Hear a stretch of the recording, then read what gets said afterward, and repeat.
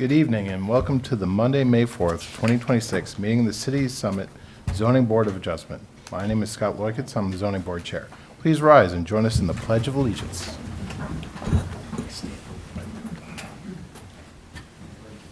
Pledge allegiance to the flag of the United States of America and to the republic for which it stands, one nation, under God, indivisible, with liberty and justice for all.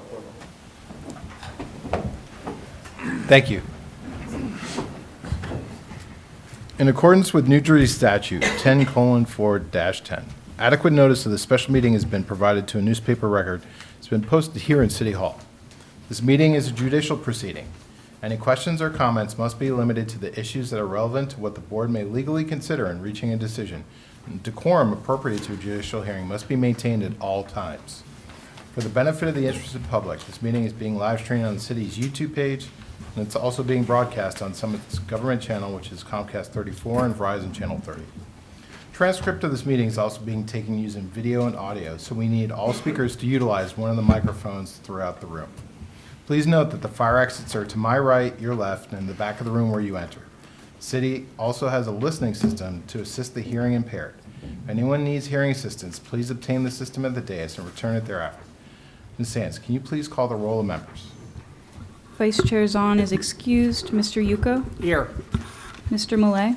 Here. Mr. Mullen is excused. Mr. Nelson? Here. Mr. Curran is expected but not yet present. Ms. Chifo? Here. Mr. Feskins? Here. Mr. Chanchuli? Here. Mr. Bell? Here. Chairman Loikitz? Here. You have a quorum. You may proceed. Thank you, Ms. Sands. Andy Ball is the zoning board's attorney. Mr. Ball advises the board members on matters of law and is a key interface with the applicant's attorney. Mr. Ball does not vote on these applications. Jessica Sands is a city employee and is the zoning board secretary. Board secretary works with the applicants on preparing their applications, planning our agendas, and keeping our meeting minutes. Board secretary also does not vote on these applications. Also present tonight are our experts who are hired annually by the board to provide input.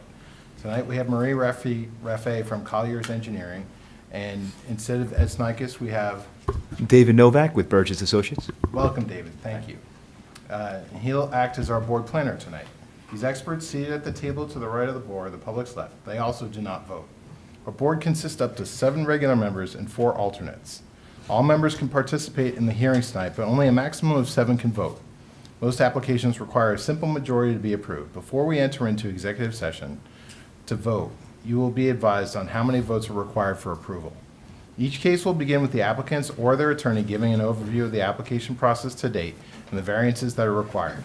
We then hear from any additional expert witnesses the applicant may have to help explain the application and why these variances are needed. The board experts, then followed by the board members, may ask questions of the applicant, their attorney, and the expert witnesses. Due to recent cases running excessively long, we strongly encourage applicants and their experts to give brief and concise testimony so we may get to as many cases as possible in a given evening, especially tonight since we have 4 on the docket. Once the board members and the board professionals have completed the questioning, the public will have an opportunity to ask questions. This is not the time to tell us what you think about the case. That opportunity comes at the end of the hearing. Please be careful as how you phrase your questions. They should not be preceded with a statement about the case, but should be a direct question to the witness. Also, before you ask your questions, please clearly state your name, spell your last name, and provide us your address. It's important that our court reporter be able to keep a clear and accurate public record. After all witnesses have been heard, members of the public have their second opportunity to speak, and at that time you may express your opinion, positive or negative, about the application. Then the public hearing is closed and we enter into executive session. This is where board members discuss the case and then we vote. You'll be able to listen into our executive session, but you will not normally be able to participate in our discussion. Now going to ask each applicant and or their attorney, if present, to come up and give a very brief synopsis of their anticipated testimony tonight, including how many witnesses they have and whether or not they can finish within 30 minutes. So tonight we're going to start with 19 Ridge Road.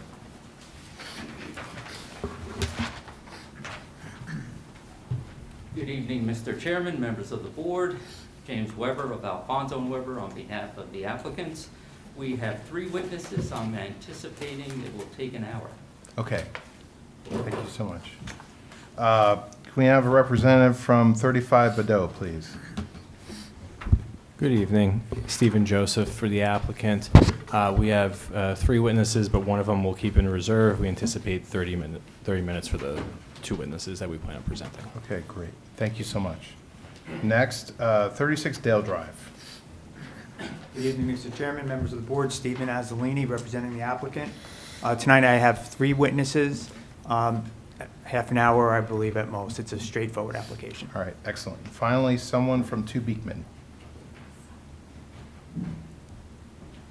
Hi, good Hi. evening. I'm Meghna. I'm one of the co-owners of 2 Beekman Road. The application will probably take a half hour. Okay, great. Thank you so Thank much. you. All right. 19 Ridge Road, let's get started.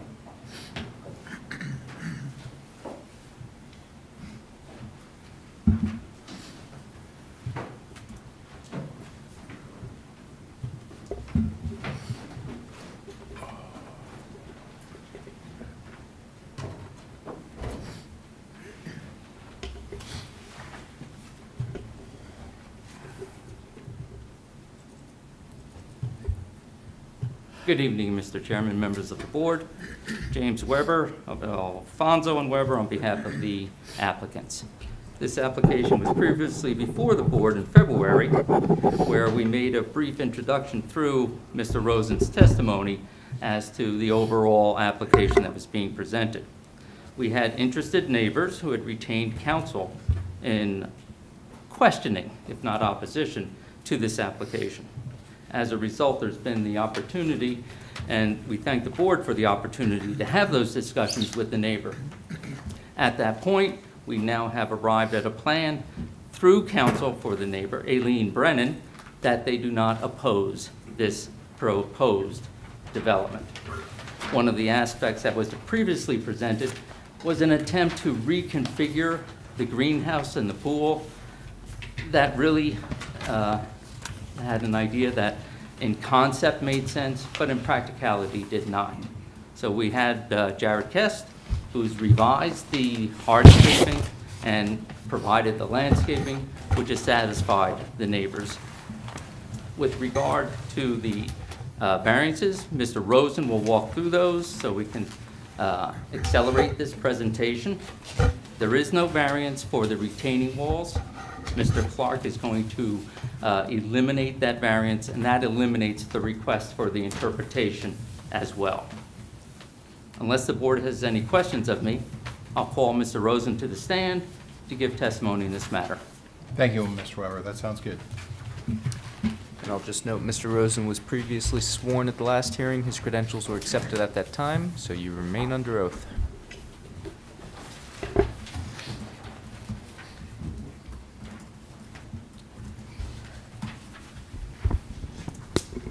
Okay, thank you. We discussed some of the variances last time, and since then, we've made some revisions to the plans, particularly with lot coverage and some of the other variances will be covered in greater depth by Jared Kest, the landscape architect, and Andrew Clark, the engineer, civil engineer. So last time, I went over a few of the items, and I'm just going to summarize them. This is a view of the front of the house sorry, let me just get that off. That shows the existing house on the top and the proposed on the bottom. As you can see, there's no change in the height of the building. Most of the building has remained as it currently is, with an addition on the bottom left in this drawing. The rest of going around to the back, you can see the addition back here, which is essentially one story, a continuation of the first floor. There is no addition on the second floor or in the attic. And I'm sorry, there's a small addition on the second floor just over here as a dormer. And then then it goes down to the basement in the lower left where we have a garage. And these are relevant because the first 2 variances that we'll talk about were covered last time, and that is maximum building height. And as noted in the reports, The allowable is 43 feet, the existing is 41.3, and the proposed is 45. And this one, as we talked about last time, is simply because the ground is a little bit lower at the back of the house, and that's where the addition is going to be. There is no change to the height of the house from the front or from Fernwood Road, so the streetscape, the perception of the height of the house is unchanged. But because the property slopes down to the back, when we do our, the maximum height from the very lowest to the very highest is 45 feet. So that's a C variance. The next one is the average, where a point is taken 10 feet around, every 10 feet around the perimeter. The allowable is 38. Currently, it's 39 feet, and that goes to 41. And the reasons for it are identical to the maximum height. The building doesn't get taller, the ground gets a little bit lower. The next one that we discussed a little bit last time was the maximum accessory building height, which has to do with the cabana and greenhouse. We'll go with the greenhouse, which has a limit of 15 feet, and we have proposed 17.5. And you can see it in the lower corner over here, lower right on the proposed at the rear. The issue here is that we're trying to get the roof pitch to be very similar or to match the existing, so we have that roof a little bit taller. So those are the height variances, all due to the slope of the property. Then we have the position of the accessory buildings in the front yard, and that'll be talked about a little bit more by Jarrett and Andrew. Because of the way the property is and where the house is positioned on the property, we put you'll see on the board that's all the way to the side here in front of the TVs, that we put the driveway so that it would come around to the right. The garage doors face away from both streets, as the ordinance requires, and so the pool and the greenhouse are sort of to the upper left in this drawing. The pool is in blue, and the greenhouse is the little rectangle below it. So the requirement for the principal building in the R43 zone is 50 feet, and for an accessory structure on a corner lot, it's double that. So it's 100 feet is the requirement. If it was part of the, if it was the main house, which is 57.5 feet, sorry, 0.7 feet from the from Fernwood Road, the accessory buildings are very similar. They're essentially the same. 57.6 for the greenhouse and 60 feet for the pool. So they are closer to the street, to Fernwood Road, than an accessory building could be, although they're in the area. If it was part of the principal structure, they would be conforming. Next, we go to lot coverage. The lot coverage, let me just see. This just shows the garage doors around the back. And Mr. Millay had asked a question toward the end of the last hearing about whether that would block sunlight. We did a study to see where the sun is. It turns out that the front of the house faces directly south, so as the sun goes over, the sun is almost perfectly vertical, varying between summer and winter, but the shadow never leaves the property. So thank you for that question last time, and that covers it. So there's no shadow that extends over to the neighbor. Okay, a couple of other ones. Coverage. The maximum lot coverage permitted is 30%. Last time we were 37.9. In the interval between the last meeting and this one, we went at this around and around and kept finding ways to cut the lot coverage, so that in the documents that were submitted, it says 30.8. We've been able to further reduce it to 30.4. So we went from nearly 38% almost all the way back to the allowable 30%, but we're actually at 30.4. And Andrew Clark will cover that in a little bit more detail. Maximum building coverage is permitted to be 12%, and the existing is 9.4%. With the addition, we're at 13.9, so it's a 1.9%, 1.9% variance, and that has to do with the addition that goes off, you can see, going off to the right. We did remove some other aspects of the house that would cause, that count in building coverage, so we've removed and we've added, and the net increase, let me just go back to this, because of the addition on the lower left there, we're at 13.9. And previously, what was the number that was presented to the board in the original application? 37.9. I'm talking about for the building. Oh, building coverage. That was 14.4. Yes. So that's been reduced by 0.5? Yeah, by 0.5%, yes. And if anybody has any questions or any comments, just call out. I don't mind being interrupted. I'm nearly done anyway. Well, let me- Yes. Before I forget, so Yes. what did you say about the building coverage? It's actually going to be what now? 13.9. 13 points, so the planner's report says 14.4, you're reducing that to 13. We reduced that further because once we had proper statistics for everything, we went at it one or two more times in order to see where we could further reduce.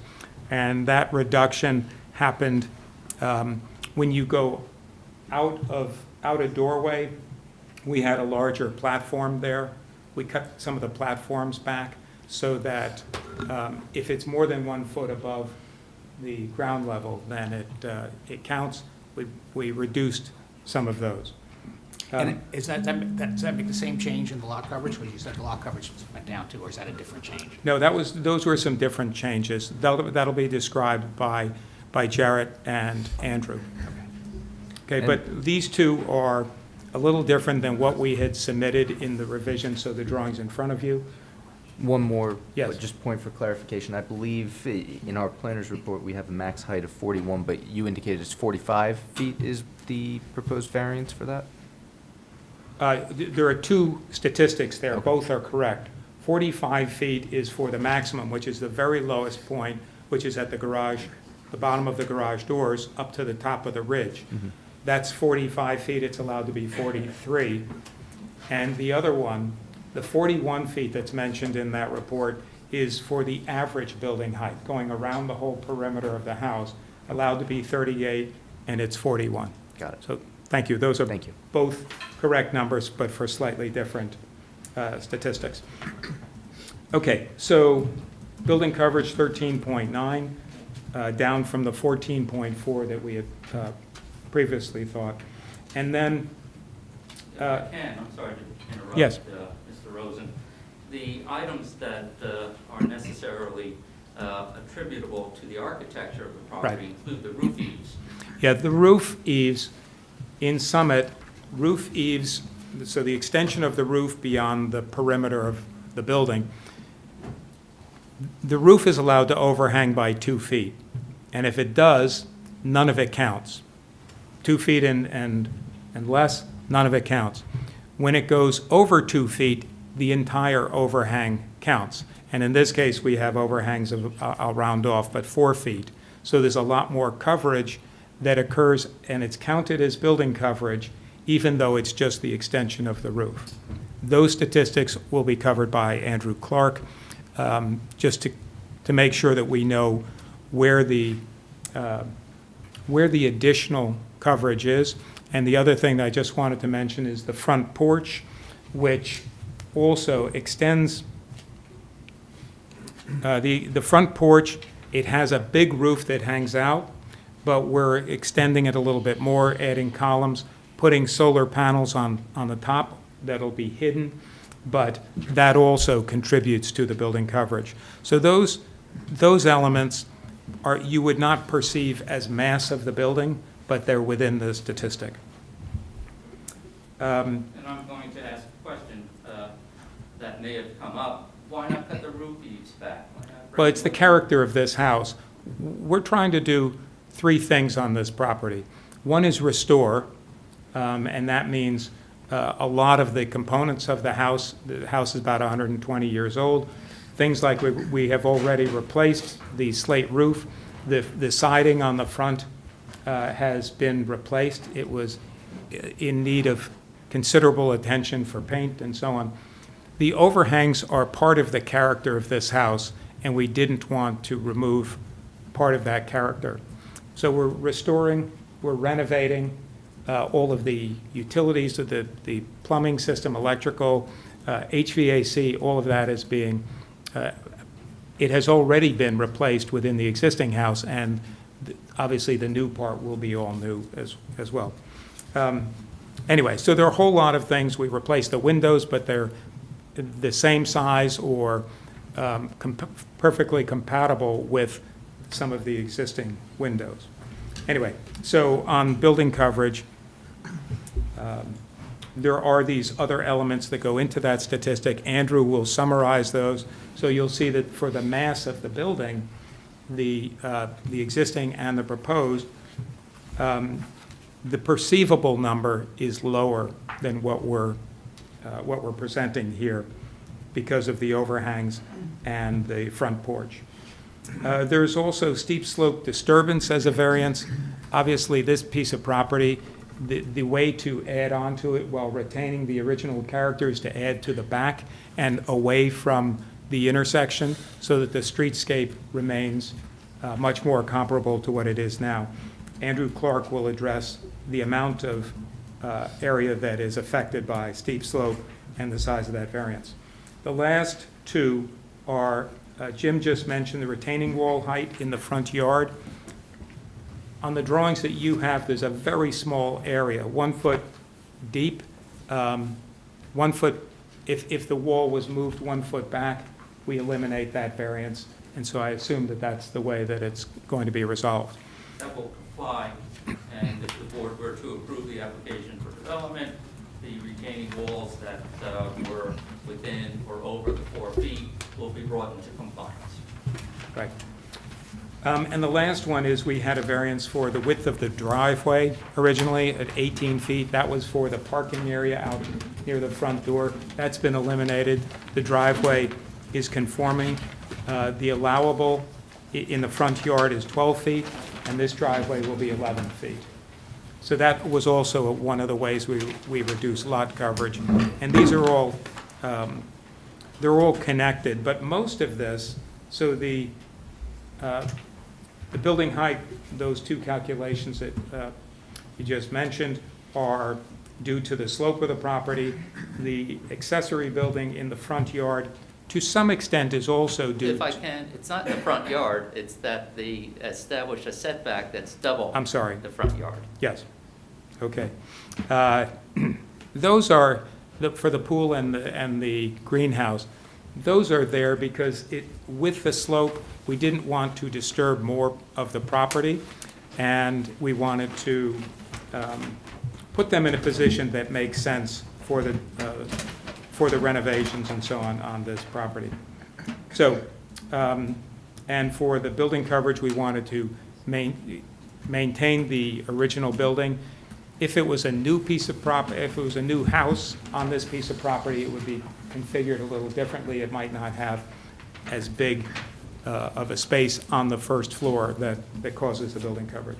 Anyway, I'll take any questions, and then we can move on to Jared Kest. Okay. Board experts, what questions do you have for this? So has this been submitted to the board? Are these revisions since the last plan, the last meeting that we had?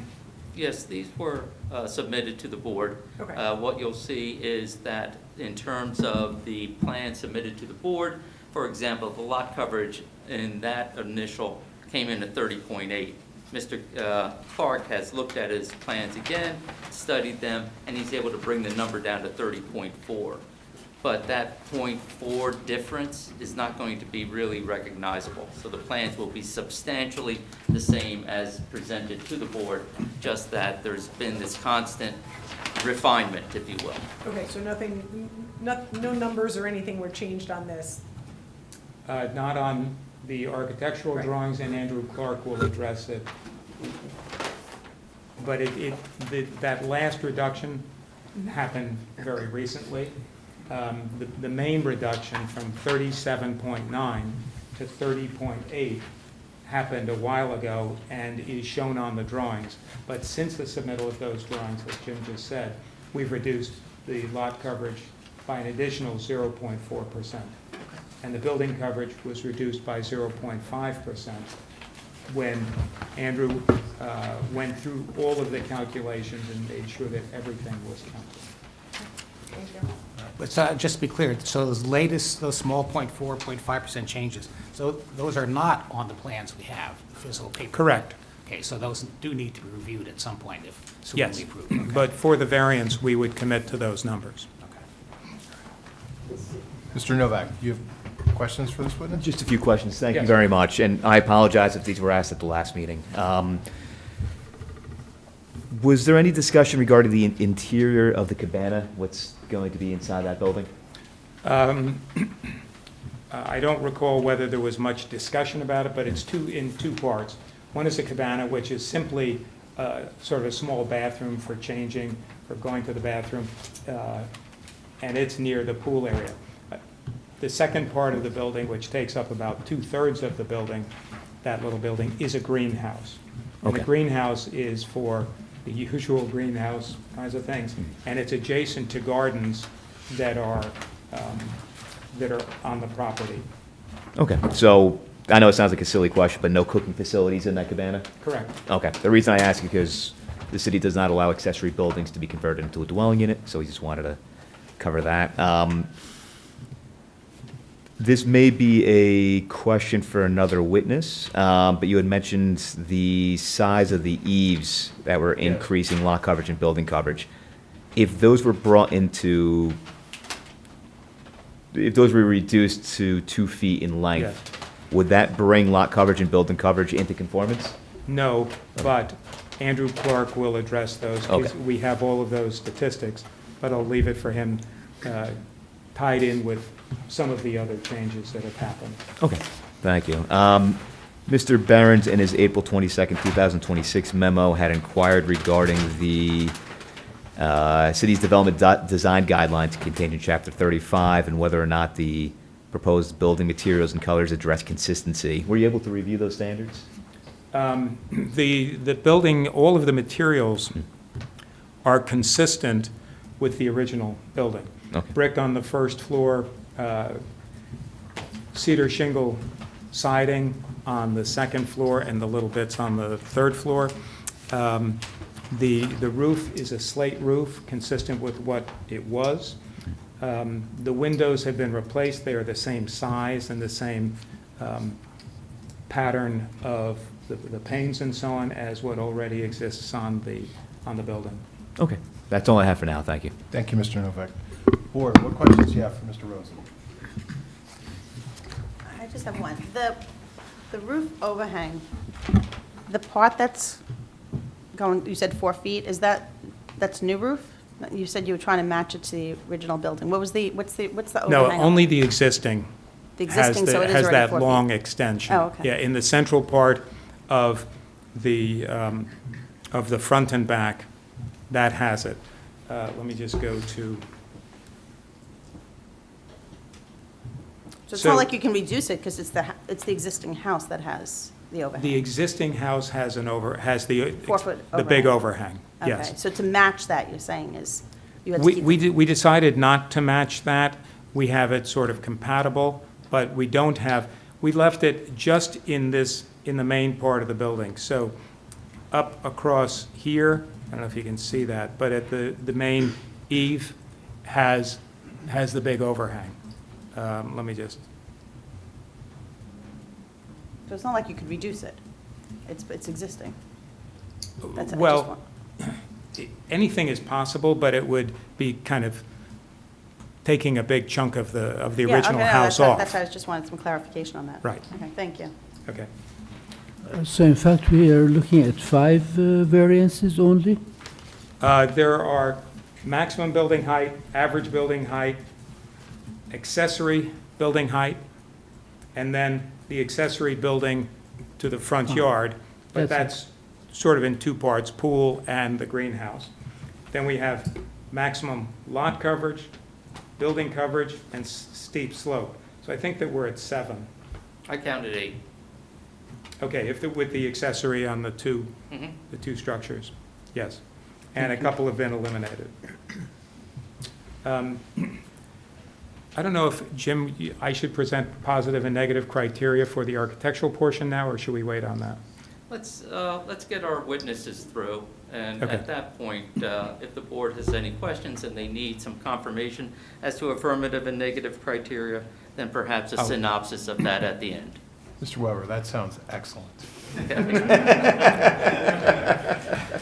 So now or later? Later. All right. Okay. All right, any questions from the public for this witness? Seeing none. All right, Mr. Weber, who do you have next? Mr. Kest, Awesome, thank you. I would ask that Jared Kest be called to the stand to be sworn in to give testimony in this matter. Got it.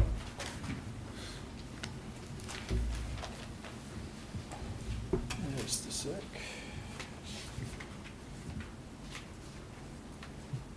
This chair's a little loose there, below, so be careful.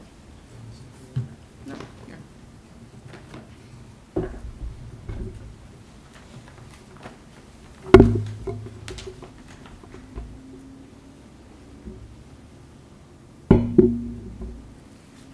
Perhaps while we're waiting for the computer to tie in, you can go through your qualifications. All right. If you could raise your right hand whenever you're ready. Do you swear affirm the testimony you're about to give in this matter is the truth, the whole truth, nothing but the truth? I do. Please state your name, spell your last name. Jarrett Kest, K-E-S-T. Thank you, and you've appeared before us a number of times, including recently. Any changes to your credentials since the last time you were here? No. I imagine we'll accept you back once again. Absolutely. Welcome back, Mr. Kess. Please proceed. Thank you. Okay. So I get the fun part. Now, has this been presented previously to the board or through Jessica Sands to the board? This has not been presented. Okay, so this is illustrative of the landscaping plans that have been presented to the board. This is really an illustration and perceptive approach for that, but this does require being introduced as an additional exhibit. And we're up to A3 at this point. Thank you. Great. Like I said, I'm the landscape architect here. It's been my pleasure. It's pretty rare to meet a client, clients like Ravi and Goda Dattatreya, in that their passion for landscaping, use of native plants, and all things environmental sustainability exceed even mine. So with that knowledge going into this project, trying to design, a full program for a full family, right? We're looking at grandchildren, children, grandparents utilizing this space, for generations is the hope. So how do we incorporate a full program that a whole entire family can use and enjoy, but also be as environmentally sensitive as possible? So we did our best. So I'm about to show you how. So here is the landscape master plan, and this is inclusive of all the improvements that David Rosen just described. You'll see the existing residence as the main rectangle, and then the two additions off to the north and to the west. Starting at the top of the screen, we have a preserved and enhanced landscape. So we are preserving two large mature trees there, like I said. Specifically, Goda Dattatreya, and we just had this conversation again in the hallway, is very concerned about keeping as much plant material on the property as possible, and also utilizing native plants of all sizes and shapes and colors to replace the ones that we may be taking out. So you'll see along the northern edge of the property, we are preserving, enhancing that landscape. So keeping all the trees that we possibly can for strong canopy, but also coming in, cleaning out invasives, doing a lot of pruning. There's a lot of overgrown material in that area, and then bringing in, and we'll go through the palette of plants, but a nice full palette of native plants in that area. And then along the northern border, and the west and east for that matter, we are coming in with a really full opaque landscape screen. So mature at the time of planting. Almost all of that is native. The only non-native is the Norway spruce, but the rest we'll go through in a minute, but they're all native as well. And then you'll see the pool located central, adjacent to the dining patio. And then kind of the star of the show, and Goda's kind of baby here, is the greenhouse and the gardens. And you'll see proportionally, the greenhouse and the gardens is much larger than any single program element on the property, and that's intentional, obviously.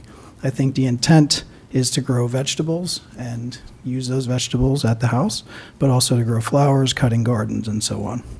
And it was important to Goda to have all of the property accessible so that she can prune all of this material herself, which is quite the size property to do that, but it's all yours. So, and then if we move to the south of the property, we are showing a U-shaped driveway. There's currently a U-shaped driveway. This one is dramatically smaller than the existing.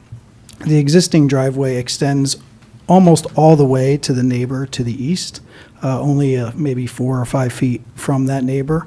And then all the way to the west, the current driveway opens where you see that little curb cut by the intersection. So this design is a much safer design, but also provides a lot more privacy to the east there.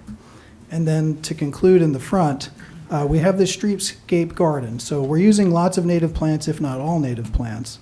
But we also want to maintain consistency with the street. So there's a healthy balance between kind of a nice row of trees to frame the house and frame the drives. But once you get inside the property, we have these native meadow landscapes. So this will have a more wild look to it within kind of tailored frames.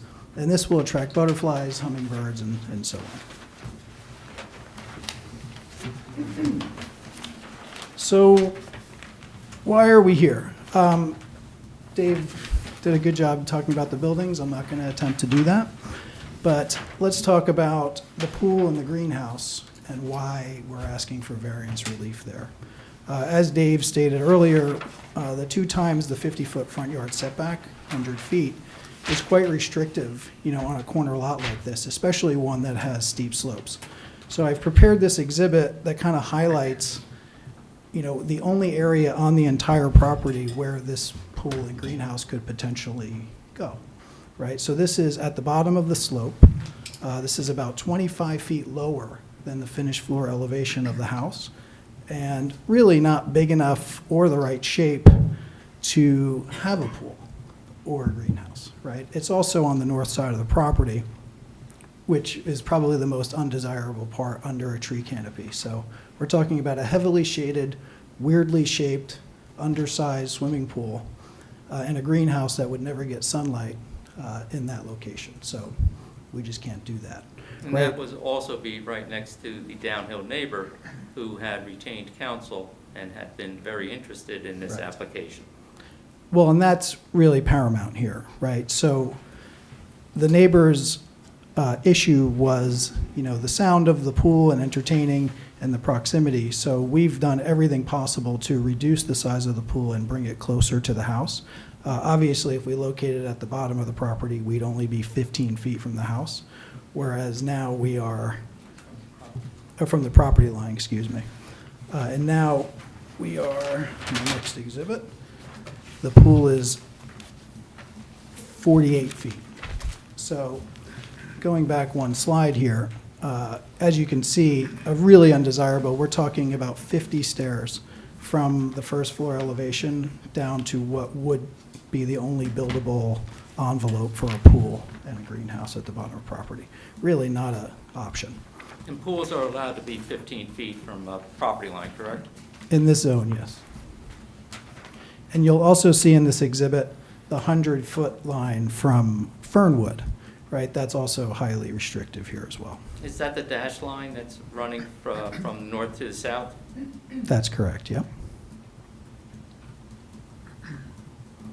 A second exhibit, just showing, how far from the property line on the north, both the greenhouse and the pool are. We have the greenhouse at 71.34 feet from the north property line, and the pool 48 feet, both which could be as close as 15 feet. We also are locating the pool mechanical equipment underneath the cabana portion of the greenhouse cabana structure. So there's no visual or auditory impact of that equipment whatsoever. The other major benefit of this proposal is that instead of being 25 feet below the finished floor elevation requiring 50 steps, we're only 6.4 feet, right? So people looking after grandchildren and children, it just becomes a much more manageable space. It's also located in the sun, which I wrote here equals fun, and lower maintenance. And then just kind of touching on the environmental aspects of the project that Dave Rosen and his team worked on. This project is really a model example of, really all the things that we have control over that we can do. There's solar, there's geothermal, there's native plants being used, the types of insulation and natural materials, the HVAC system and so on are all designed for maximum efficiency, all kind of making a bundle of really a very sustainable project. And stormwater, which Andrew Clark's going to get into in granular detail, is probably the biggest place where we're making an impact on this project. As you are aware, the previous proposal had about 3,600 square feet over on lot coverage.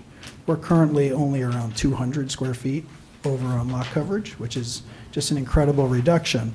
But why that matters here is that we did not reduce our stormwater management as a consequence of that. So we were already capturing all the stormwater landing on the property, counting 3,600 over on coverage, and we still are capturing that volume, plus the addition of a cistern in the front yard, and the native plants also having a higher absorption rate than non-native plants, really leads to a site that is definitely capturing all stormwater, where currently there's no stormwater system on the property, right? The house sits at the top of the hill, and anything that hits this house runs down the hill. So this is a dramatic improvement. So moving on into the plantscape here, obviously we're taking out a few trees. One of them is a large mature ginkgo, and we also have a large beech tree in the front yard. The beech tree has beech leaf disease, which, there has been some success in treating those trees, but I would say some is less than 50%, right? And from the looks of that tree in the front, I would say you're probably leaning towards less than 50% on that tree. But the ginkgo is healthy, but unfortunately there's just no design solution that would allow us to keep it. So what we did, and this is now, I guess, a year and a half ago, we had an arborist come to the property, and we took cuttings from the tree at the right time with their buds, and he's been growing them in a greenhouse ever since. So we have 10 ginkgo trees from the one. Now, obviously, this is a 30-something inch ginkgo tree, and these are sapling ginkgo trees. But it's important to the Ditatrias that we are able to replant that genetic same tree back on the property. So I don't think we'll get 10, right? We are growing 10, but maybe we'll yield 3 or 4. But the intent is that there will be the same genetic ginkgo tree back on the property. And just a simple diagram showing the 2 mature oaks and the understory that's going to be kept on the north side of the property. We're going to remove the invasives and dying material. And then we're also removing a gravel driveway, number 3 there on the north side, and the garage/carriage house. So what is really characterized by kind of a under-maintained, invasive understory, an old building and a gravel road becomes this really magical kind of planted meadow. on the north side of the property. And just a selection of the native plants. Here's the native trees. We have elms, dogwood, and swamp white oak. For screening, we have American holly, arborvitae, and Nellie Stevens holly. With native shrubs, we have the winterberry holly, sweet pepper bush, red osier dogwood, common nidebark, mountain laurel. And then as pollinators, we have butterfly weed, showy goldenrod, and Joe Pye weed. And cutleaf coneflower, eastern blue star, and blazing star. And then we're also introducing in the front specifically this kind of native grass scape, so it will have like a meadow look to it, little blue stem, switchgrass, and Indian grass. So with that, to conclude my portion of the testimony, I feel that we have done our best to make the most sustainable project possible, by balancing, what is the aesthetic of the neighborhood, but also how do we improve how this property functions from how does it capture stormwater, and what are the plant communities that you'll find on this property. With that, I'll take any questions. Thank you, Mr. Kess. Board experts, what questions do you have for this witness? I don't know if this is a question for you or not, but the very rear of the property, where there's steep slopes, it looks like there's going to be some grading of like lawn paths or something. Could you talk about how that's going to be on a steep slope? Yeah, it's basically not really grading, it's just clear, right? So the intent is to not grade that area, right? It's to remove, there's a lot of overgrown and kind of half-dead rhododendron in there, so it's really about removing those, and then these are just the forms that these plant beds would take. So you're not gonna end up necessarily with a flat path, but it will be a clearer path, right? So it'll be a long path, but we're not intending to do any serious grading on that stuff. Okay. But you are gonna clear it out since it's steep slopes, and I was trying to look at the steep slope disturbance plan, and it didn't appear that that area in that back there where you have some of those paths was included as part of the steep slopes. But I don't know if I should ask you that, or if I should ask Well, you can Clark that later. start with me. Okay, so that's one thing I'm concerned about. If you're taking away some of the things that are holding that slope in place, can you talk about what you're going to be doing to make sure that the slope doesn't go anywhere? Yeah, absolutely. So we're only taking out things that are dead or dying, right? So the intent is to preserve the character, preserve the understory, all healthy and living things, right? So there really will not be destabilized earth. Obviously there'll be construction methods as far as like erosion mat and so on to prevent that as it's being planted. But historically, having worked in the town for about 15 years, landscaping, as long as we're not actually regrading it, is not technically disturbing of the slope, right? As long as we're not changing the grade and the drainage patterns on that slope. And maybe Andrew can add to that explanation. The other thing was that 18-inch white oak, I think you said it was, that's going to be preserved, it's right up against the wall. Could you talk about how your realistic expectation of if that's going to be able to stay, and how the height of that is going to match up with the wall that's there, plus the landscaping that's on top of that, and will that canopy be tall enough to go over the patio? Yeah, those are tall trees, right? Those are at least 50 feet tall. And we've done this quite a number of times. I mean, you have to be very careful. So if you hire a licensed professional like a Bartlett Tree Service or similar, we did one a couple of years ago on Hobart where we had a very large, much larger than this beech tree, and we had to retain, so we did root pruning well ahead of time, and then we did deep root fertilization afterwards and monitoring. So that would be the same approach here, and that tree is doing well. So that house, I think, is there 2 to 3 years, and I haven't noticed any issues with it. So same approach would be here. Okay. And I think that's all I have. Thank you, Marie. Mr. Novak. Thank you, I have no questions. All right, thank you. Board, what questions do you have for this witness? Mr. Bell. Very quick question. You mentioned the reduction in the width of the driveway, and maybe Andrew will be talking about some of the civil engineering aspects of it. But since you did bring up the issue of materials, the elimination of the gravel driveway. Could you just talk about what the materials of the new proposed driveways are? As of today, we're proposing an impervious surface, meaning asphalt. We may end up doing oil and chip, which is a gravel applied surface, but there's no intention at this point to use like pervious paving and so on. For a while there, when we were much over on coverage, that was one of our strategies. However, it doesn't even reduce the amount of coverage Yeah. in Summit. No, it's not in the ordinance. The question, corollary question is, even though it's not in the ordinance, it Yeah. does have a benefit, whether Sure. it's recognized or not. We And would feel- you consider that at this point still or not? Well, I think, and Andrew can definitely speak to this better than I, but because I think we're something like 12 times the amount of storage capacity that is actually required, that's far more than the permeable pavers would provide. Typically, it's around 12% reduction. So I think we're way over what that would do. The intent of the question was to set an example. Yeah, for sure. Yeah. Thank you. Any other questions? Seeing none. How about the interested public? Any questions for this witness? Seeing none. All right, thank you, Mr. Kest. Mr. Weber. I would ask that Andrew Clark be called to the stand to be sworn in to give testimony in this matter. Excellent.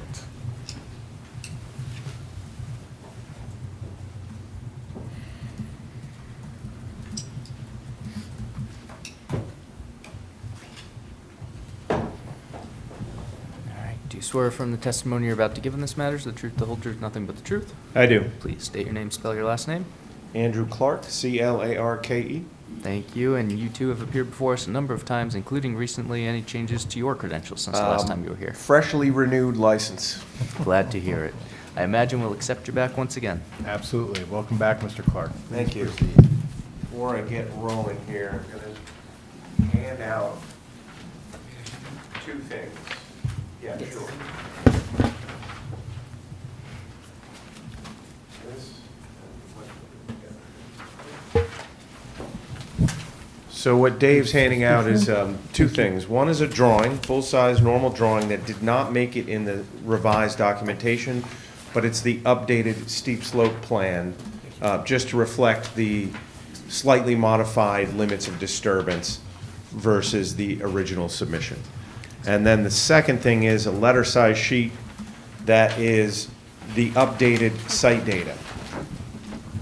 All right, So I think we're we'll- going to mark these exhibits. Mr. Yes, Clark. we'll mark the steep slope plan as A4, and then the letter size sheet with the update as A5. Okay. Thanks.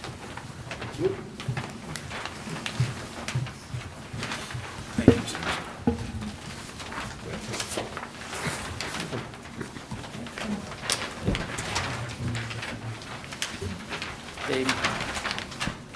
Take it.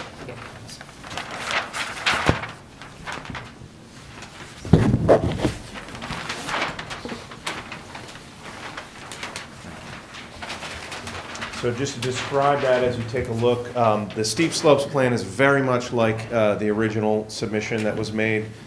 There is a minor modification in the rear of the site as to where the limited disturbance is based on the revisions we made and slight change in the configuration of the walls. So the disturbance area is now totaling 7,700 square feet instead of 7,500 square feet, which was previously indicated. So that's the one document. The other letter size sheet with the site data is updated. So this project has been a little dynamic, let's say. It's had a life of its own. We've done a number of revisions, gone around and around, and in this final prep for this meeting, I said, I really need to just sit down and go through all my coverage numbers again and just make sure, triple check again to make sure that what I've got here is what we have, what we're presenting. So that's what this represents. In doing that, there was, one transposed number and then a couple of things that had changed. And I'll talk about the details of those, but this is reflective of what is currently on the plan. In other words, the site data chart that's on the plan, on this revised plan, doesn't accurately reflect all of the numbers the way this sheet now does. So this should be what we're using as the actual numbers and the current. And what you're referring to, what's been marked as A5? A5, I believe that was, yes. A4 is the soil erosion and A5 is the site data. With that, I will jump in here. So first, I'm just going to walk through the existing conditions. I'm going to use that steep slope plan that was just submitted as the basis for that, since it has the existing conditions on the left side. I conducted the survey of the property a number of years ago when we had brought a previous application in front of the board, and then updated the application, updated the survey work as we approached this current application that we're putting in. So these conditions are current. The existing condition is depicted on the left side based on my survey, and obviously I'm showing the steep slope area. What we have in the existing condition, as has been indicated previously, is the dwellings located centrally. On this, you can see on the front, there's a dashed line, and I have a label that shows this roof overhang that we've been discussing, and that also extends along the rear of the dwelling. So of the main body, not the one-story piece on either end. And so that roof overhang is existing, that's there, and that's going to be continued with this project. The driveway, as was indicated, is a loop drive, but again, versus the proposed configuration, we're much farther to the east. We're almost over to the boundary on the right side, the east side, and then it comes along the front. It's a little bit wider along the front, and then it comes almost down just short of the intersection, in really what's sort of an undesirable proximity to the intersection. There was and is a residual piece of driveway that came around to the back on the right side behind, but wasn't really, there's no garage back there currently. The garage is the detached garage that's down below, and as was indicated, there's all these steps. So there were all these railroad tie steps that led all the way down to the garage down here. And then was a sort of a stacked stone wall in the back, a patio, and then the stacked stone wall sort of managing a little bit of the grade. It really just created a very minor, less sloped area at the bottom of that wall. The overall topography is such that from the front of the house, the grades very gently grade towards the street. And then once you get to the house, everything else pitches to the rear, to the north. Almost directly towards the neighboring lot 5. Once you pass that patio, this is where all this whole steep slope section is. It's sort of sweeping along the back third of the property, and then goes back to not steep slopes where the stone drive was accessing the carriage house garage off of Fernwood. And right on the edge, there's a stone wall which we're going to retain and repair as needed. Those are the existing conditions. There's no formal stormwater management that's existing. So everything is overland flow towards the back or a little bit towards the street. It's very flat in a driveway. That's not very well drained either. It's actually so flat that I'm sure there's some ponding in the existing condition that occurs. And so that's the existing condition. Now I'm going to turn to the proposed condition, which I'm now going to refer to the lot grading plan that was submitted and last revised. It's dated February 13, 2025, last revised April 7, 2026. So recently revised. As you may have seen on the previous application, we were, of course, much farther over on lot coverage.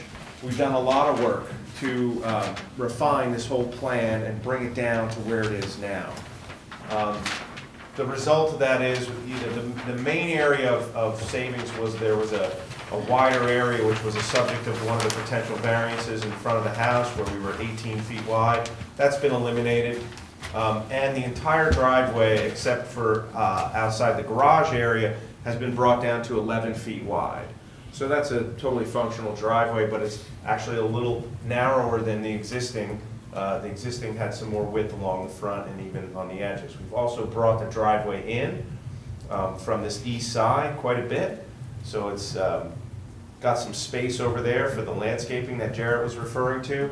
And we also brought the other side farther from the intersection. So it's a much more comfortable and safer proximity to the intersection now than what is existing. So we have this loop drive, comes around to the back to the garage. You have the addition with the garage there, the addition on the left side. We're proposing a more expansive porch in the front. The roof overhangs are being maintained and are shown on there. The roof overhang in the rear is also being maintained, and we're actually adding a matching roof overhang above the garage doors in the back, so that's contributing also to the building coverage in that sense. We have the green patio outside in this rear outdoor space. We have the patio, some few steps down, there's the greenhouse and the gardens just to the left of it, and then the pool is down some more steps. So the pool, we have the level where the patio is, it's down a couple of feet to where the greenhouse is, and then it's down a couple of more feet to where the pool is. So we have sort of like 3 levels, but they're not separated by a lot vertically, but it adds up. And so that brings the pool level down. That was part of what we were doing, was trying to manage some of the wall heights and the impact of the walls for our own property and for the neighbors. The wall section that we were discussing earlier about the variance being in the front yard, the 4 foot in the front yard is right in this area here, the back left of the pool. It's 6 feet and comes down to 4, so it's like a 14-foot stretch there, but it's a foot closer to the road than what the house is, which means it's technically in the front yard, even though it's behind the 50-foot required front yard. So it's at 56.5 feet instead of 57.5 feet. So we're going to just pull that wall in to eliminate that, and then it won't be in the front yard, but it's still going to be at the highest point right there, 6 feet. The rest of these walls, we made adjustments with this plan and the revision to keep those all 4 feet or less. The main feature in the engineering plan and the grading plan that is attendant this whole project in order to support the steep slope disturbance that we're recognizing and the building coverage excess and the lot coverage excess is we're doing, I'd say, an over-the-top job, definitely an excellent job with stormwater. As was indicated, we were much farther over on lot coverage, and so with this revision, rather than tuning down the stormwater, I left the design the way it was so that we actually have a little overcapacity. So it should just add some suspenders to the belts that we already have so that we got a full collection system here. And the way that works is there's a roof ridge that runs right along the middle of the main body of the house. So that whole front section of the roof, and then the loop driveway up to this point where it bends to go around back, all of that's being captured with 2 inlets, one in the driveway, and we've graded to those inlets, and then the roof leaders in the front are all being managed with this double tank system in the front, that drywall number 1. The other feature that's in this front portion is the roof leaders themselves are going to be routed first through the cistern. The cistern, the whole point of it is, and I've run into this system a couple of times, or a similar system, basically it takes roof water when it rains, and then you use that for irrigation. Now, there's some layers to how that works, but if you get to a rain condition where you exceed the capacity of that cistern, that's when the roof water then moves from an overflow out of the cistern into the tanks. So in this case, it's sort of like another measure that's on top of the tank system, and we're going to reuse or utilize some of that rainwater for irrigation.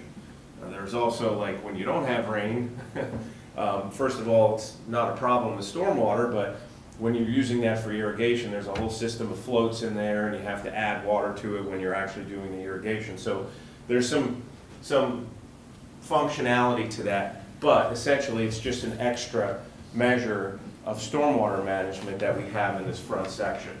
And then after that, it would go to the dry well. The driveway drains both go straight to the driveway. Then the second system is in the driveway itself in the back right here. That would take, there's a roof line that runs sort of down the middle of the proposed addition in the back that meets up with this line in the front. So there's an L-shaped roof area in the back, plus the driveway that comes all through here. All that gets picked up by the drain and the roof leaders and is being managed with this 2-tank system. Then we have another 2-tank system down in the low area down here that picks up the balance of the roof, which is an inverted L here, and then the greenhouse, this roof, and then all of this patio area and hardscaping in here will get intercepted at the wall. And of course the wall drains, all the drainage for the wall can tie into that too. So this is definitely a robust system that will handle all this.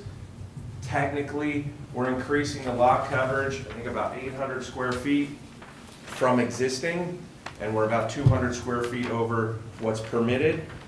We're collecting each system, I just left the design the same so that there's uniformity in the design and the construction of those.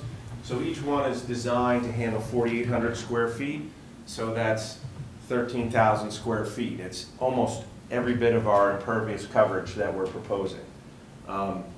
So it's like 10 or 12 times what we would normally be required to do, and will result in a site that's going to be very well managed for the Tatrias, and will have no negative impacts to the neighbors in the back, which is where the water would go.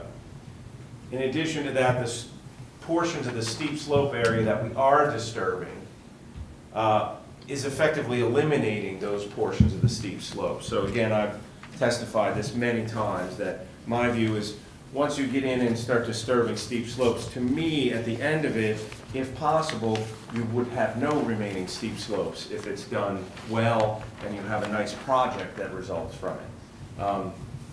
The idea being that you take a steep slope, and with that steepness and the runoff, that's where the threat of property damage and erosion and things of that nature come in. So if you take and level that off, it calms any stormwater runoff. So that, in addition to actually capturing and managing all that runoff, is going to create an excellent condition on this property in that regard. I can walk through the site data numbers real quick so we just all know what those are. One thing with the building coverage is that on my coverage calculations at the bottom, the top portion of that is all building coverage. In this case, it's made up of the house itself, roof overhangs, the porch, and the greenhouse. There was, in the previous submission and what you have on your plan from that revision, there was about 220 square feet of terrace. That was a legacy item that I had that I cleaned up, because we used to have, like one of the older versions, coming out the back here, we had a much bigger area than the little landing that's there. That was, a terrace that was raised more than a foot above the ground. So that's no longer in the picture. So all of the landings and steps are now included in the patio, walks and patios number, which is towards the bottom. So it's no longer building coverage. The roof overhangs we were talking about, there's the existing overhangs, and the porch in this area in the front is 361 square feet. It subsumes some of the roof overhang that's there, so there's, it's stacked up, so I didn't double count that. But the roof overhang is, the 490 consists of the portion to the left of the porch, the right of the porch, the portion in the back, and then the new roof overhang over the garage. The greenhouse is 273 square feet. So if you look at those numbers in a breakdown sense, the house and greenhouse is like, I think, 20 square feet over what's permitted for building coverage. The rest of that is what makes up the majority of the overage, which is the roof overhangs and the front porch. And I think Dave suggested it, and I've seen it in other applications. The sort of mitigating aspect to that is that those elements, first, they're attractive elements of the dwelling itself, but they don't carry the same massing that the actual house does. So that's an offset to sort of the excess building coverage that we have in this case. Then below that section is the rest of everything else. You've got the walks and patios, which is 2265. The driveway is just over 4,100 square feet. The pool surface is now included in Summit and impervious coverage. That's always one of these debates that always goes on. But you know, when it rains, it doesn't run off from there, so why is it impervious coverage? So it's included, it's in there. However we want to end that debate. The retaining walls we included, obviously the emergency generator. The retaining walls in most applications wouldn't really be accounted for or included, but in this case, based on what we're doing here and the amount of coverage we have, I wanted to just make sure we have it all on the table and we know what we have there. We're actually going to design the walls so that they taper towards the top down to a small reveal at the surface, so you know, a 6-inch profile, so it's actually, they'll be very attractive in the field, but also not much impervious area that's exposed. But we counted it nonetheless. So that's the breakdown, and then above it is just the tabulation of how those numbers stand up. So I think that's the basic overview. I probably missed something, but we can do some questions and figure out the rest. Thank you, Mr. Clark. Board experts, what questions do you have for this witness? Well, I think he's gone over it pretty well. I mean, Yeah. you know, I'm impressed with the dry wells being oversized. I just want to make sure that when we do take tributary areas that go to them, we're not overloading any one of them. Absolutely. No, in fact, ultimately, the way it works out and the way I did this, we have a little excess in each tank. So ultimately, it means that we're probably handling more like 4 inches than 3 inches for the tributary areas for each of those systems. And we did do perk tests already. We already there were soil tests done, and the soils are suitable. Okay. All right. That's all I had. Mr. Novak, anything? Just one question. Thank you very much for your testimony. Are there any retaining walls / fence combinations that exceed 10 feet in height? Yeah, so there was a little bit of commentary in that. I think it's possible that there is in one area past the end of the driveway, and it's only if you go from the bottom of the lower wall, count that wall, and then we're coming 6 feet back, and then we have another wall. Now the walls themselves are only 4 feet, but if you count the 4 and the 4, plus the grade change between them, I think we're at 10 feet from the bottom of this wall to the top of that wall, maybe 11 feet. So I guess it becomes a question of where do you make it a separate wall? It's a great question. I don't know the answer to that's that one. it's another one of those debates that I've been involved in. I mean, some people say the height of the wall, once you go, so if it's a 4-foot wall, you've gone 4 feet, then it's a separate wall. Some say 1.5 times. I went with 1.5 times on the spacing just to try to keep them as independent walls. But whether that triggers the need for variance or not, I'm not sure what the answer to that would be. I would have to take a look to see if there's any regulations regarding that, because I've seen the same issue as well in terms of specificity or lack thereof regarding wall spacing. So, Yeah. thank you. I'll take a look, see if I can find it. Okay, thanks. And if I can, Mr. Chairman, Mr. Clark, doesn't the Uniform Construction Code also have something to say with regard to providing safety with regard to walls and wall heights? Yeah, so in terms of the wall height and whether or not you need fall protection, If you're over 4 feet, then it becomes a question of whether there's pedestrian movement through there. So, for example, we're going to want a railing or a low fence of some kind in this area from the pool over to these steps, just because you do have pedestrian movement in there. In these areas in here, you're going to have a lot of landscaping. So, you know, it's not really an area where you're moving freely through it. To the extent that we need to have some fencing, we will. But it's going to be fairly limited in this case based on the design and the conditions on site. Thank you. Board, what questions do you have for Mr. Clark? Just one. Go ahead, Don. So if I'm standing in the driveway in front of the garages and I turn around and look to my north, how high is the wall in there? So if you I'm turn and look standing this that way, so it's going down. Oh, so it's going down? Yeah, it's going down on that side. So the garage, the driveway's grade and then it goes down from there and those retaining walls Correct. then go down? That's right. So where's the generator? The generator is labeled and it's shown right, But that's, is right that, in that space, so is it's that gonna the be. grade level with the driveway? Yes, exactly. And it'll be, you know, landscape, they wanna Any screen clue themselves. how big that is? What's that? Any clue how big that is?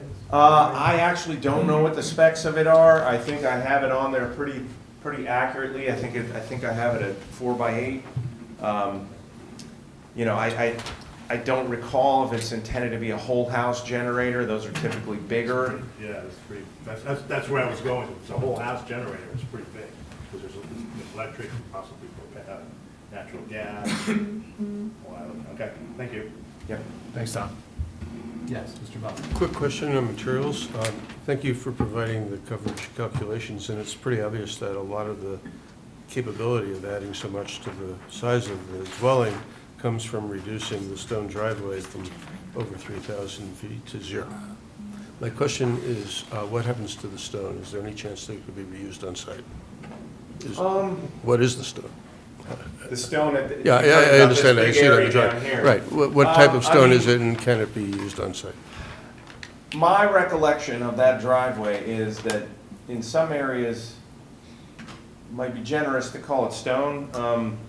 It's aged, so there's probably some dirt and grass that has made its appearance in there too. Whether or not any of that can be used and screened and you know, put to some other purpose, I don't know. I'm not sure. But it's a good question. That's why I asked it. Thank you. That's a good question. If there is any way of not putting it Yeah. into landfill, it would be great. Yeah.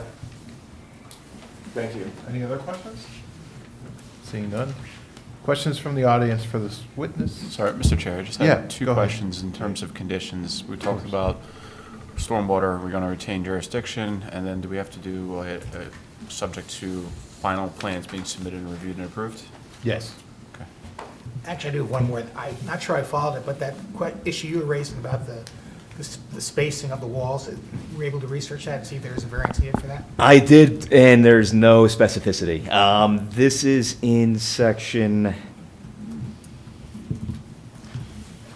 35-9.8B3. The last sentence of that regulation reads, "The two lowest exterior walls of any accessory building or structure shall not exceed a vertical dimension of 10 feet." So there is no specificity about whether or not a retaining wall that's stepped back would be considered one structure or two separate structures. I'm not too sure how the board has typically interpreted that in the past. If I was to take a very strict interpretation of that, I would look at it as a singular structure being 10 feet, not necessarily looking at walls being stepped back. So I was also taking a look at, I see in 3514.1,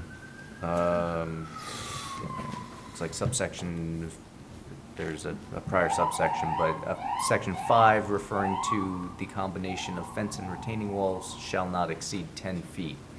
And fences and retaining walls or fences and walls are separately defined explicitly to refer to those structures. It doesn't refer to others in the nearby location or give us any sort of specificity. So I did want to clarify, What are we talking about in that corner where they're relatively close by? I don't think there's Yeah, any. it's a short run right in this corner here, if you were to go worst-case scenario, I'd say. When you say in this corner here, you're talking about the I'm sorry, northeast? the northeast corner, just behind it, or just north of the driveway. And so what are the structures that, I understand So there's there's a two 4-foot walls? wall and a 4-foot wall. And any fence on top? I mean, we hadn't planned on a fence in that location right now. But then it's the grade change in between those two 4-foot walls that could push it over 10 feet. Correct. That's I- right. I would not think our code contemplates that. They're two distinct walls at that point, and I I've wouldn't think. seen this in other jurisdictions, but it's very specifically addressed in those jurisdictions. So they must have come up at some point and they say, whenever you have walls, in series, they're treated as the same if, and then there's conditions. I would tend to agree. I think this regulation is really aimed at, A singular structure. yeah, a singular structure and discouraging what I would almost call like a castle-like wall that you would see. Right. I think this is designed to encourage stepping retaining walls back like that, so you don't get that large-scale visual element in your face. Well, if the board feels the need, we can certainly discuss in detail during executive session and see if there's any kind of appetite to go into this further, but no.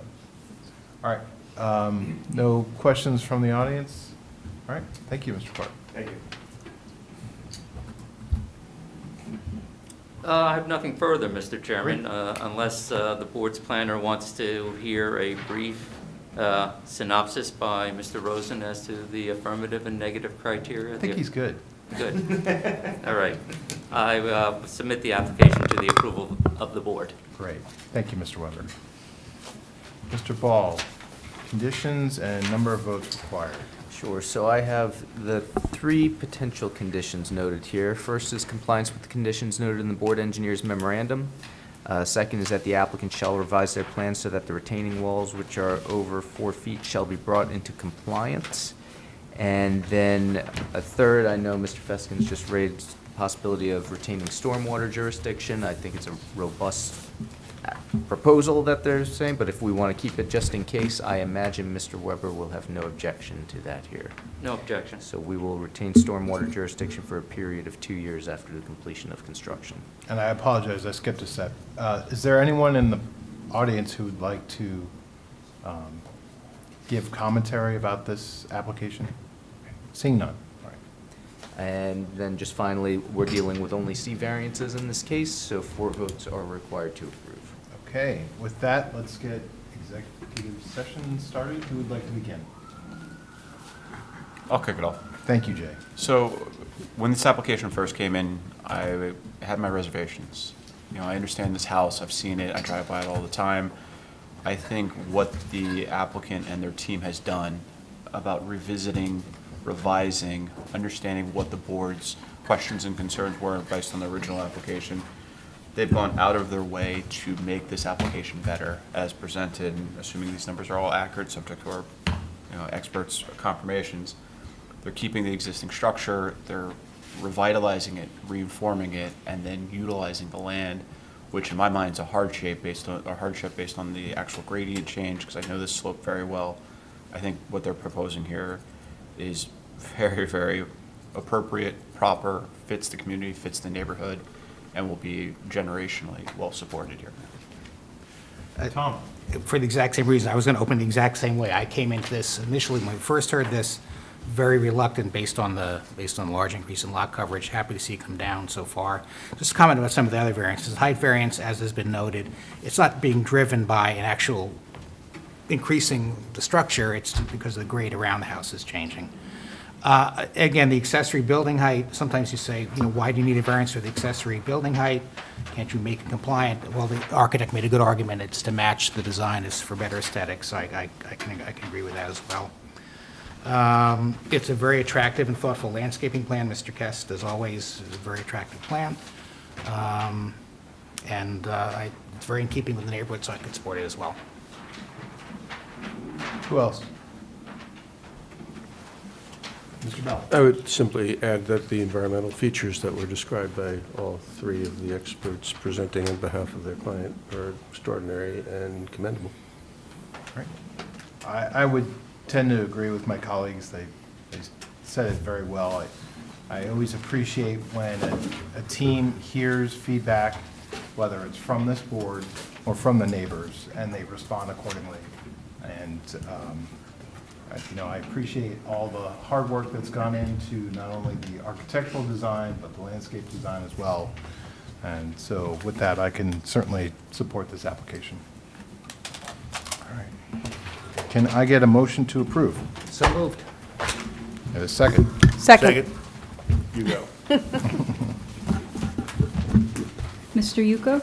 Yes. Mr. Malay? Yes. Mr. Nelson? Yes. Ms. Chifo? Yes. Mr. Feskins? Yes. Mr. Chanchuli? Yes. Chairman Liketts? Yes. Thank you. Good luck. Mr. Chairman?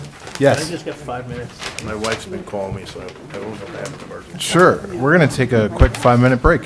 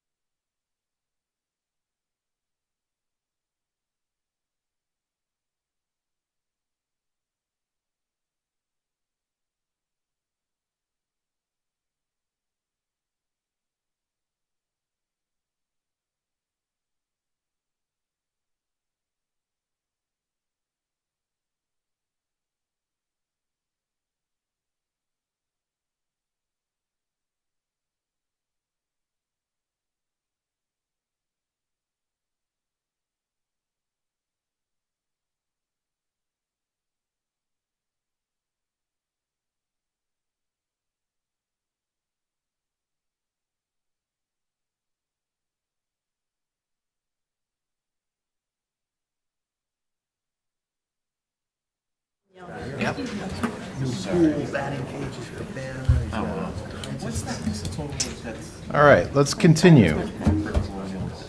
35 Bedell Avenue. Good evening, Stephen Joseph for the applicant. 35 Bedell, this is a notice application. If we could enter that into evidence, please. I don't know that we need to mark it, but we've reviewed the notice and it's acceptable. Thank you. So this is located on the corner of Bedell Ave and Bellevue Ave in the R25 zone. It's an undersized lot, and there's some existing non-conforming conditions associated with the size of the lot and the location of the lot, the home on the lot. The applicant's proposing a 280 square foot second floor addition and a new deck with aesthetic improvements to the outside of the property. In order to accomplish this, the applicant's requesting a D variance for expanding the already non-conforming FAR on the property, and several C variances for lot coverage, building coverage, and setback. We have several witnesses this evening. The first witness we're going to bring up is Peter, our engineer, to just describe the site for you. Let's get him sworn in and qualified. All right, great. All right, if you could raise your right hand. Do you swear from the testimony you're about to give in this matter is the truth, the whole truth, nothing but the truth? I do. And please state your name, spell your last name. Peter Miskov, M-I-S-K-O-V as in Victor. Thank you. And can you briefly describe your background and experience for the board? Sure. I'm a civil engineer working with Casey and Keller out of Millburn, New Jersey. I've been practicing site engineering with them for over the past 13 years. I have a civil engineering degree from Rutgers, and I have a professional engineering license in the state of New Jersey that's current. You've been qualified by other boards in the past? Yes. And your Yes. license is currently good standing this evening? It is. I would ask the board to accept this application. Any questions from the board, or would you like to accept his credentials? We would. Welcome. Please proceed. Thank you. Peter, if you could just briefly describe the site. Sure. So obviously, we've been hired as the engineers on this site. I'm familiar with all the submitted documents, memos, and have visited the site several times. So the project site is located at 35 Badu Avenue and is designated as tax lot 1, block 2006 from the City of Summit tax maps. The 12,324 square foot property is a corner lot located at the intersection of, just so they get an idea, of Bedell down here and Bellevue Avenue. The parcel situated in R25 residential zone with properties to the north, west, and south being in the same zone, and properties to the east being located in the R10 zone. The project site is currently improved with a 2.5-story single-family home, asphalt driveway, paver walks and patio, and other associated site improvements. No changes have been made to the improvements since the date of the survey of July 17, 2025. The property's topography currently slopes from this corner, the northeastern corner of an elevation of 364, and to the southeast, down to the northwest, to an elevation of roughly 351. That's just a rough explanation of our site there. The applicant proposes to construct the second,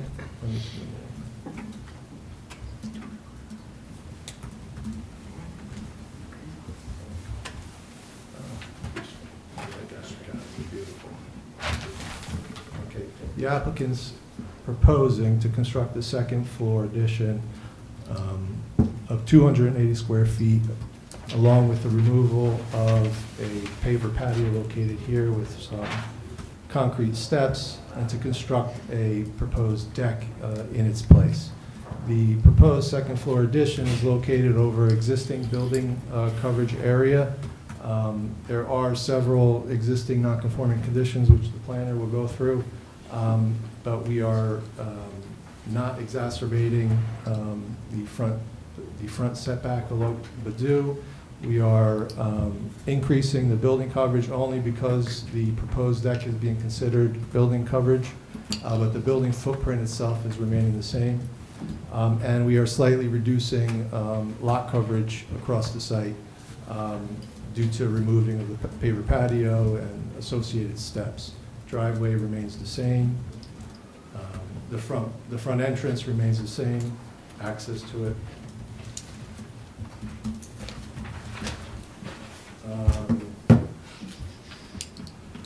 From an engineering standpoint, the proposed improvements will not alter existing grading or drainage patterns that will not adversely impact adjacent properties. There's no changes to utility connections. The dwelling will utilize all existing connections in Badu or Bellevue Avenue. No, so this is not an engineering-heavy project. If Right. Any questions of the engineer? Mr. Joseph, can you speak into the mic, please? I apologize. Thank you. This is not an engineering-heavy project. If there's any questions for the engineer, he's happy to answer. Okay, great. Board experts, what questions do you have for the project engineer? So they're reducing the amount of impervious coverage on the lot, so there's no stormwater mitigation that's required. They're not changing the drainage patterns. You have your downspouts going to the same place they were before. Most likely, we will definitely add those to the plan and confirm that. Okay. There's a few housekeeping things that I discussed with the office about cleaning up on the plans, but I don't see any problems with it, so that's Great. about it. And we're willing to Thank you, comply. Marie. All right, Mr. Novak, anything? Just one question, just wanted to confirm, no tree removal on site? No larger tree removal. There might be some smaller trees and shrubs that get affected during construction, but they are going to try to save the large 48-inch tree. Okay, thank you. All right, thank you. Board, what questions do you have for this witness? I just wanted that last tree mentioned. Is that the yellow poplar that the forester mentioned? Yes, Okay. yes. Thank you, Tom. Interested public, what questions do you have for this witness? Seeing none? All right, great. Thank you. All right, great. Let's bring up our architect. The first thing you'll notice about this witness is this is not David Washington. So David Washington prepared the plans for this project, and he was lucky enough to be able to retire, not something I thought we were allowed to do in this business, and he's down in Florida. So Highland here has been retained. He took the same plans that were submitted here, he just put them on his letterhead after reviewing them so he could sign off on them, and he confirmed all the measurements. But we'll get him sworn in. And they brought me out of retirement as well. If you could raise your right hand. Great. Do you swear from the testimony you're about to give in this matter is the truth, the whole truth, nothing but the truth? Yes, I do. And please state your name, spell your last name. Highland Hall Turner, Turner. Thank you, and can you briefly describe your background and experience for the board? Yes, I'm a graduate of Cornell University. First point of registration was New York City. I'm not going to tell you when. We incorporated my office in New Jersey in 1991 and secured licensure in 1991. And license is still in good standing, I imagine? It's in great standing. Any questions from the board, or would you like to accept his credentials? I've appeared in more than 30 or 40 zoning and planning board meetings throughout the state. Perfect. Amongst other states. Yes, welcome. Thank you so much. Please proceed. Oh, all right. Well, Chairman, ladies and gentlemen of the board, as was discussed, I'm filling in for someone that is slightly detained. I've reviewed the documents. It's not something we normally do, but I am more than willing to, after reviewing the drawings, to accept the responsibility of the information that is in both the zoning and the requirement. We also did a three-dimensional rendering as opposed to showing you what that, I took the photograph and then superimposed the design over an existing photograph from the intersection down at the corner between Bordeaux and Bellevue Avenue. And I did this probably around 3 weeks ago. Do you have a date for that, Alan? A date? Approximately? 3 weeks ago. 3 weeks ago. Maybe we do And- that. We have to enter as an exhibit that was Yes, not submitted prior to the. That'll be A1. A1, thank you. Now, the long and short of this is the client has lived in this house since 2017. I was going to say that 2017. The residence, the main residence was originally built in 1917. And a very, very small footprint, to say the very least. It's a center hall colonial, but sort of looks like something a little more European in style. On the side facing you was an original enclosed porch, which we had elected to increase the size of the master bedroom and provide Jay and his wife a bathroom, a sunroom, and an extended closet. The original closets were miniature, and for a master bedroom, it only had a 5x8 bathroom.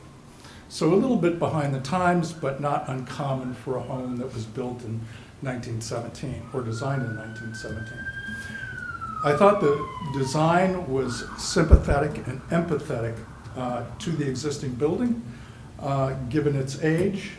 The reason for that, what was, in my view, what was attempted to do was maintain the existing block building to emphasize the fact that we're not trying to incorporate the thing as a replica, but showing that this is actually in addition to an earlier form building, but very sympathetic, both in scale, color, texture, and roofing materials.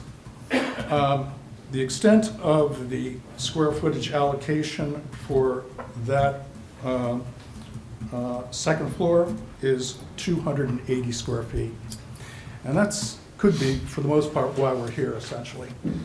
A building originally was a little bit over pre-existing the FAR.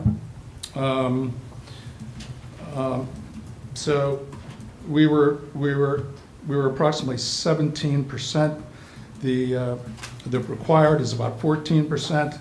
So that's where we started by adding on the 820. We're now at 21, or about 3% more for that second floor. Obviously, what is we're occurring, let's take a look at this, is the front side of the property cuts through the left side of that and sort of shears the building a little bit on the left quadrant. I can't point to it, so forgive me. But that's what sort of created the, throws us into the nonconformity. Lot coverage requires a variance specifically because the existing was 37.15. However, we tried to reduce that, and we're going to 36.81%. The FAR, as I was saying, started at about 28, so we're adding about another 3% just with that 280 square feet for the extension of the master bathroom. The only other thing was, of course, I'll talk about the deck. Previously to this deck being proposed, there are 2 staircases. You couldn't get out of one part of the house. You had to take literally 2 stairs down to this terrace that's below there, one from the left side of the house, and it was sort of very difficult to sort of manage those steps coming up and down, in and out. So the attempt was to try to simplify that, create an outside deck, more connected to the main floor, and sort of use that as essentially the raised porch for the entire first floor in the building itself.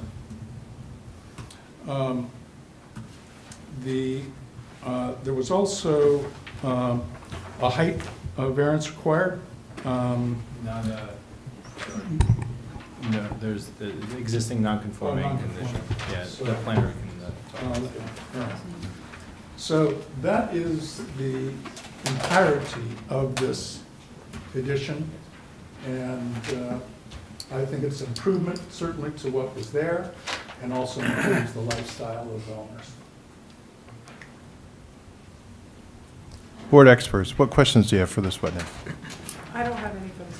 All right, Mr. Novak, what do you have? Thank you very much. Just two quick questions. As a result of this addition, is there going to be a change in the number of bedrooms? No, Okay, so the number of bedrooms remain the same. And the facade and the roof materials of the addition, will they match the existing building? yes, they will, of course. That's all I have. Yes. Thank you. Board, what questions do you have for this witness?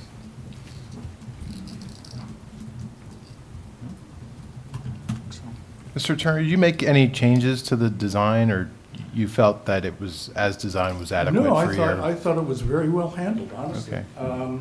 Again, it's not something we normally do, and if I objected to it, I probably wouldn't have taken this assignment. Okay, Or redesigned it, one of the two. great. Thank you.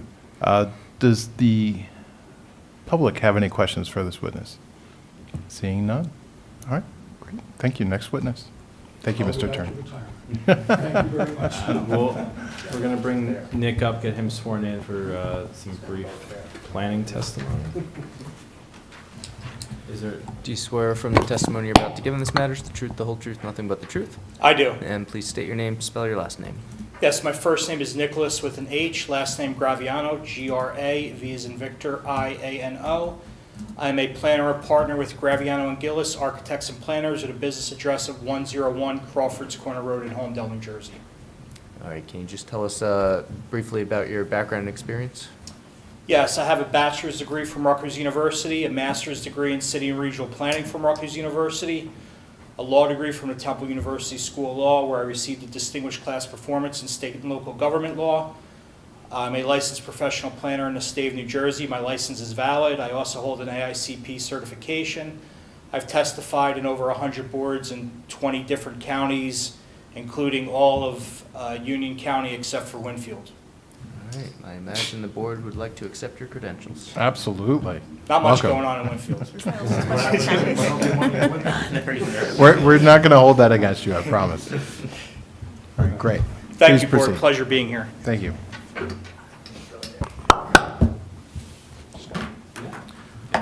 Okay, so as you heard through the two professionals before me, this is a relatively simple application. It stems from the 280 square foot second floor addition to accommodate a newly designed master bathroom, master suite that's befitting of the living conditions of today's homeowner. This is a specific piece of property known as Block 2006 Lot 1. The applicant is requesting a D4 FAR variance from the board, as well as 3 C variances for front yard setback, maximum lot coverage, and maximum building coverage. First, I'll touch on the FAR variance, where in particular cases and for special reasons, the board can grant the D4 FAR variance. As all the time away from your family and friends has taught you that the D4 variance is more akin to the D3 conditional use variance in that the focus is on whether or not the site can still accommodate the proposal and any problems associated with the increased FAR. As the board knows, the relief cannot be granted without showing that there is no substantial detriment to the public good and will not substantially impair the intent and purpose of the zone plan or zoning ordinance. I think in this case, it's clear that the site can accommodate the proposed addition to the second floor. The applicant is actually reducing impervious coverage with this proposal. So the relief for the very modest increase, 280 square feet of the FAR, can be granted without substantial detriment to the zone plan or zoning ordinance. Additionally, this proposal in terms of the FAR does advance purposes of zoning of the municipal land use law, specifically Purpose A, to guide the appropriate use of lands in a manner which will promote the public health, safety, morals, and general welfare. Additionally, through the impeccably designed building and careful consideration to the site, it certainly promotes Purpose I, a desirable visual environment through creative development techniques and good civic design and arrangement. The applicant is requesting a 30.68% FAR, an increase from the 28.40 which exists on the site today. The applicant is also requesting front yard setback relief, whereas 35 feet is required. The present dwelling, the first floor, has a non-conforming front yard setback, so the applicant is looking to meet that non-conforming setback for the second floor addition, because that makes rational sense from a design standpoint to meet the footprint of that first floor space that exists today. Additionally, the applicant is looking for a lot coverage variance, whereas 37.15% exists today, 36.71% is proposed with the application. Lastly, the applicant is requesting a building coverage variance, whereas 14% is permitted, 17.36% is existing, and 21.83% is proposed. The real increase in building coverage stems from the fact that the applicant's going from a patio to a deck here. So that's how you get that bump up in the building coverage. It's not an increase in pervious coverage because that patio exists today, but it is increased with the building coverage. All three of those variances can be granted under the C2 criteria, whereas it relates to a specific piece of property. Here you have a corner lot on an undersized lot in the R25 zone. The applicant must also demonstrate that it advances purposes of zoning of the municipal land use law. With respect to the C variances, it also advances purposes of A and I for the municipal land use law. The C variances can be granted without substantial impairment to the zone plan or zoning ordinance. I also had a chance to take a look at the master plan and master plan reexamination.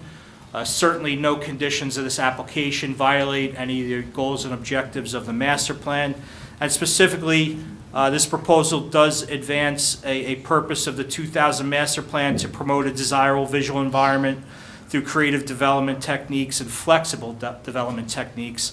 I think in this situation where you do have a homeowner coming in and reducing impervious coverage, it's certainly a flexible development technique to advance purposes of zoning of the municipal land use law, and specifically with respect to the C2 variance, it does demonstrate that there are benefits to the outside community other than the applicant itself. Great. Thank you so much. Board experts, what questions do you have for this witness? No questions. Mr. Novak? I don't have any questions. The applicant covered all the statutory criteria for the FAR variance. Perfect. Thank you so much. Board, any questions for this witness? Seeing none. How about the public? Any questions? No? All right, great. Thank you. That concludes our direct testimony. I think I'm actually slightly under time here. All right. I'm impressed. Excellent. Thank you so much. Is there any comments from the public? Seeing none. All right. Mr. Ball, what do we need to approve and what are the conditions? So I only have our one usual condition noted, compliance with the conditions noted in the board engineer's memorandum. And we do have a D variance associated with the FAR, so 5 votes are required to approve the application. All right, great. Thank you, Andy. Who would like to begin our executive session? I'll start this one. First, I want to compliment the planner. I wish all witnesses had your voice. Project very well. Could hear you, no problem. That was very good. I'll put that on my website. Add it to your resume, whatever, yeah. I feel a little jealous now. No, you're good too. You're good too. Anyway, so this lot, as I think has been clear, has kind of a double whammy. It's an undersized and a corner lot, which creates, problems for doing almost anything. So, I mean, the FAR is always the major concern if there is an FAR variance needed, and I think the testimony has been given, and I accept it, that we can grant that without a substantial detriment to public good and without substantially impairing the intent and purpose of the master plan and zoning ordinance. I don't say it's not going to stick out in the neighborhood. It's in keeping with what's going on in the neighborhood.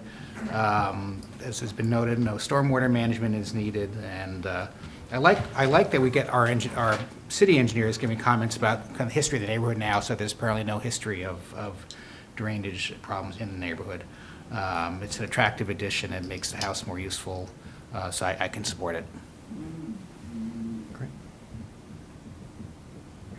You good? Great. I agree. All right, great. Setting all sorts of speed records here. Tom said it perfectly, I think, summarizing your testimony. I agree. I think with the undersized lot and then you choosing to build something that's appropriate to the scale, not only the house, but the neighborhood, I think it's a very modest addition, right? And you're essentially keeping an existing footprint and putting an addition on. And the fact that this was designed by Mr. Washington and then endorsed by Mr. Turner gives me great confidence. So with that, I can certainly support this application. Motion to approve. Second. Ms. Sands, can you call the roll, please? Mr. Yuko? Yes. Mr. Malay? Yes. Mr. Nelson? Yes. Ms. Chifo? Yes. Mr. Feskin? Yes. Mr. Chanchuli? Yes. Chairman Liketz? Yes. Good luck. Thank you so much. Thank you. Is that the fastest variance we've ever had? I was like, Do not jinx us, Mr. Feskin. Skip records, I don't know. The- Good to see that. The gauntlet has been laid for whoever's the next applicant. No. Somebody. Could I take the exhibit up here, Yeah. please? Dale Drive. 36 Dale Drive, please. That, the presentation board, Yeah, that we was need- the rendering for Bedell. Yeah, we need to keep that. Okay, okay. Yeah. did we get the other one? Thank you.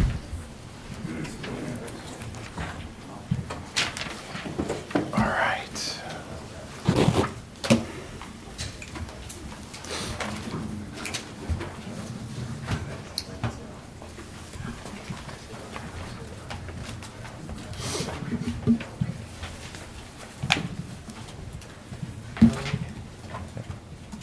Good evening, Mr. Chairman and members of the board. My name is Stephen Azzolini. I'm an attorney in Florham Park, New Jersey. I'm representing 21 Sterling LLC tonight. This is actually my first time appearing before the Summit Board. I've appeared in a lot of the towns in Morris and Union County, so I look forward to tonight's evening. And my daughter just moved to Summit, so this may not be the last time I appear before this board. Knowing my daughter, I'll be here on something on her home. Well, if you're trying to curry favor, it's working. Please, proceed. This application tonight involves the removal of an existing dwelling, an existing split-level house at 36 Dale Drive, and the construction of a new single-family home, 2 stories, that is consistent, we believe, with the scale, design, and character of the neighborhood. This is a fully developed residential area, and our proposal tonight represents a reinvestment in the property that will enhance both the site and the streetscape, in my opinion. Importantly, this proposed home is well within all the bulk standards for lot coverage, building coverage, floor area ratio, and the setbacks. And this underscores the fact that this is not an overdevelopment of the property. We're not looking for an overdevelopment, but rather a compliant and appropriately scaled improvement. Now, by way of relief, the applicant is seeking 2 variances. First, for steep slope disturbance, and second, for a front-facing garage. With respect to the garage, you will see that this is a corner lot, and the existing home already has a garage oriented toward West Lane. The proposed design continues that orientation in a manner that is consistent with the conditions of the property. And the home will now actually, you'll see, front more on Dale Drive as opposed to being kind of catty-cornered at the intersection. A key objective of our design was to create a more functional and usable rear yard, which is currently constrained by the existing layout and the site conditions. In doing so, the applicant has addressed the steep slope conditions on the property. And while variance relief is required, the disturbances have been minimized as much as possible in balancing the constraints of the lot with the need for a functional residential layout. This is a home that will be for a family, so a workable and usable rear yard is important. Also, you'll notice that we did submit a revised plan to eliminate one of the variances, which was the roof pitch. That variance is no longer required, and you should have the revised plans. They were revised to March 23rd, 2026, to eliminate that roof pitch. And that was submitted more than 10 days before the 19th. So I know the board wants to move things along. So tonight, the testimony I will present first is Andrew Clark, the site engineer, and then we'll follow with the architect Roger Winkle. A lot of this application deals with the site layout, so really Andrew's testimony is most important. And we do have our landscape architect here tonight, Joe Polachek. If there's any questions regarding landscaping, he's available to testify tonight. Great. All right? Welcome back, Mr. Clark. And we'll swear you in for this one as well, if you could raise your right hand. Do you swear from the testimony you're about to give in this matter is the truth, the whole truth, nothing but the truth? I do. And I'll just note for the record that Mr. Clark was, his credentials were accepted at the prior hearing, and you are good to go. Has anything changed in the last 30 minutes, Mr. Clark, to your credentials? I won't go that far. Not since the last time I testified. Excellent. Thank you. Welcome back. All right, Mr. Clark, so you have been qualified as a professional civil engineer, so why don't you take us through the existing site conditions and with the description of the property, the location of the property, the orientation of the property, and then what we're proposing to do. Certainly. I'm going to make reference to the lot grading plan that I prepared dated January 16th, 2026. This is unmarked from what was submitted, so it's as submitted. I'll first walk through the existing conditions briefly and just outline what's there now. This site is located on the corner of Dale and West Lane. It's in the R15 zone. It's a corner lot, obviously, as was mentioned. The existing house is a little slightly unusual orientation versus most of the houses I've seen at Summit, and I've seen something like this occasionally in Florham Park. You get these developments where they put the corner lot on the angle, but it's unusual in Summit. So that's how the house is oriented. It's a bi-level house. Walk up to the front door, and you're sort of in between the two floors. The driveway comes off of West Lane, and so the garage isn't directly facing West Lane, but it's mostly facing West Lane. Now, there are some steep slopes on the property. Obviously, that's the main focus of this application and the variance. Aside from the garage, there's a stretch of it in the front and a little patch right in front of the house, and then the backyard slopes up. So from us, it slopes up pretty significantly to Lot 1, which is up above us there. So we have the steep slopes to contend with, and the result of all this on the existing condition is you have this angled house, and then the backyard, there really isn't much of a backyard. It's a little hard to read on the survey the way it is. It's very clear when you go there, but there's a walk that comes from the driveway to a paver patio that's got a wall surrounding it, so the wall's up and the patio's down, and then above it is the deck. So it's one of these patio under the deck arrangements, which in my experience, the patio ends up getting grossly underutilized. The deck normally gets used for, grilling, and because it's proximate to the main floor. And then there's this other patio that was built up from the main yard. So you come out the back, you have to walk up a few steps to like a 10, 12 foot wide leveled strip, and then another 5 steps up to this rectangular patio that's there, which again, looked from the survey, in my experience, like it was almost never used, or maybe it was used early on when it was built. But I can understand why not. It's a logistical thing just to use the patio. There is no formal stormwater management on site. There's no dry wells or anything managing the roof water or the surface flows. And then, of course, to put up a new house, we have to do the neighborhood average. So I have the neighborhood average detailed here for West and Dale. And as Mr. Azzolini indicated, we meet all the setbacks. So we meet all the setbacks. We meet the building coverage, lot coverage, FAR.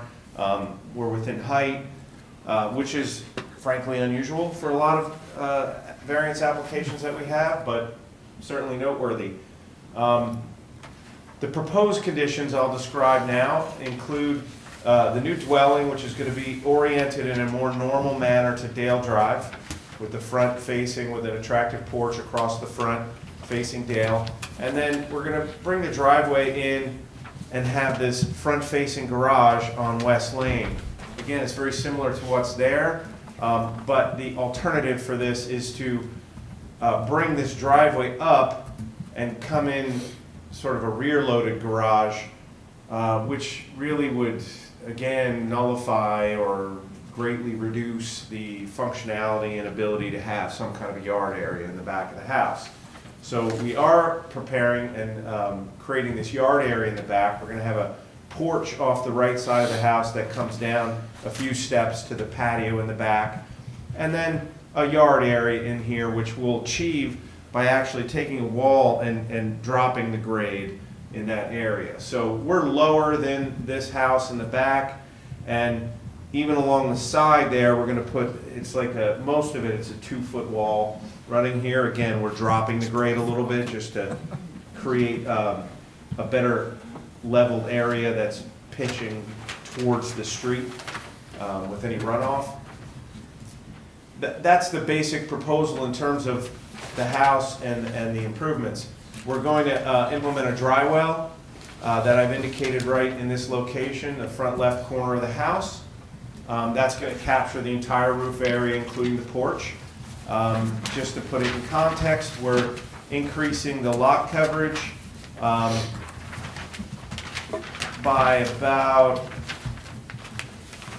600 square feet, roughly. We're handling 2,700 square feet, so as I tend to do with these types of applications, we're about 4 times what would normally be required based on the increase in the lot coverage. There was one point about the roof and the adjustment to that pitch, so we're now conforming, but the result is that the height that I have reflected on this plan does not account for that change in the roof.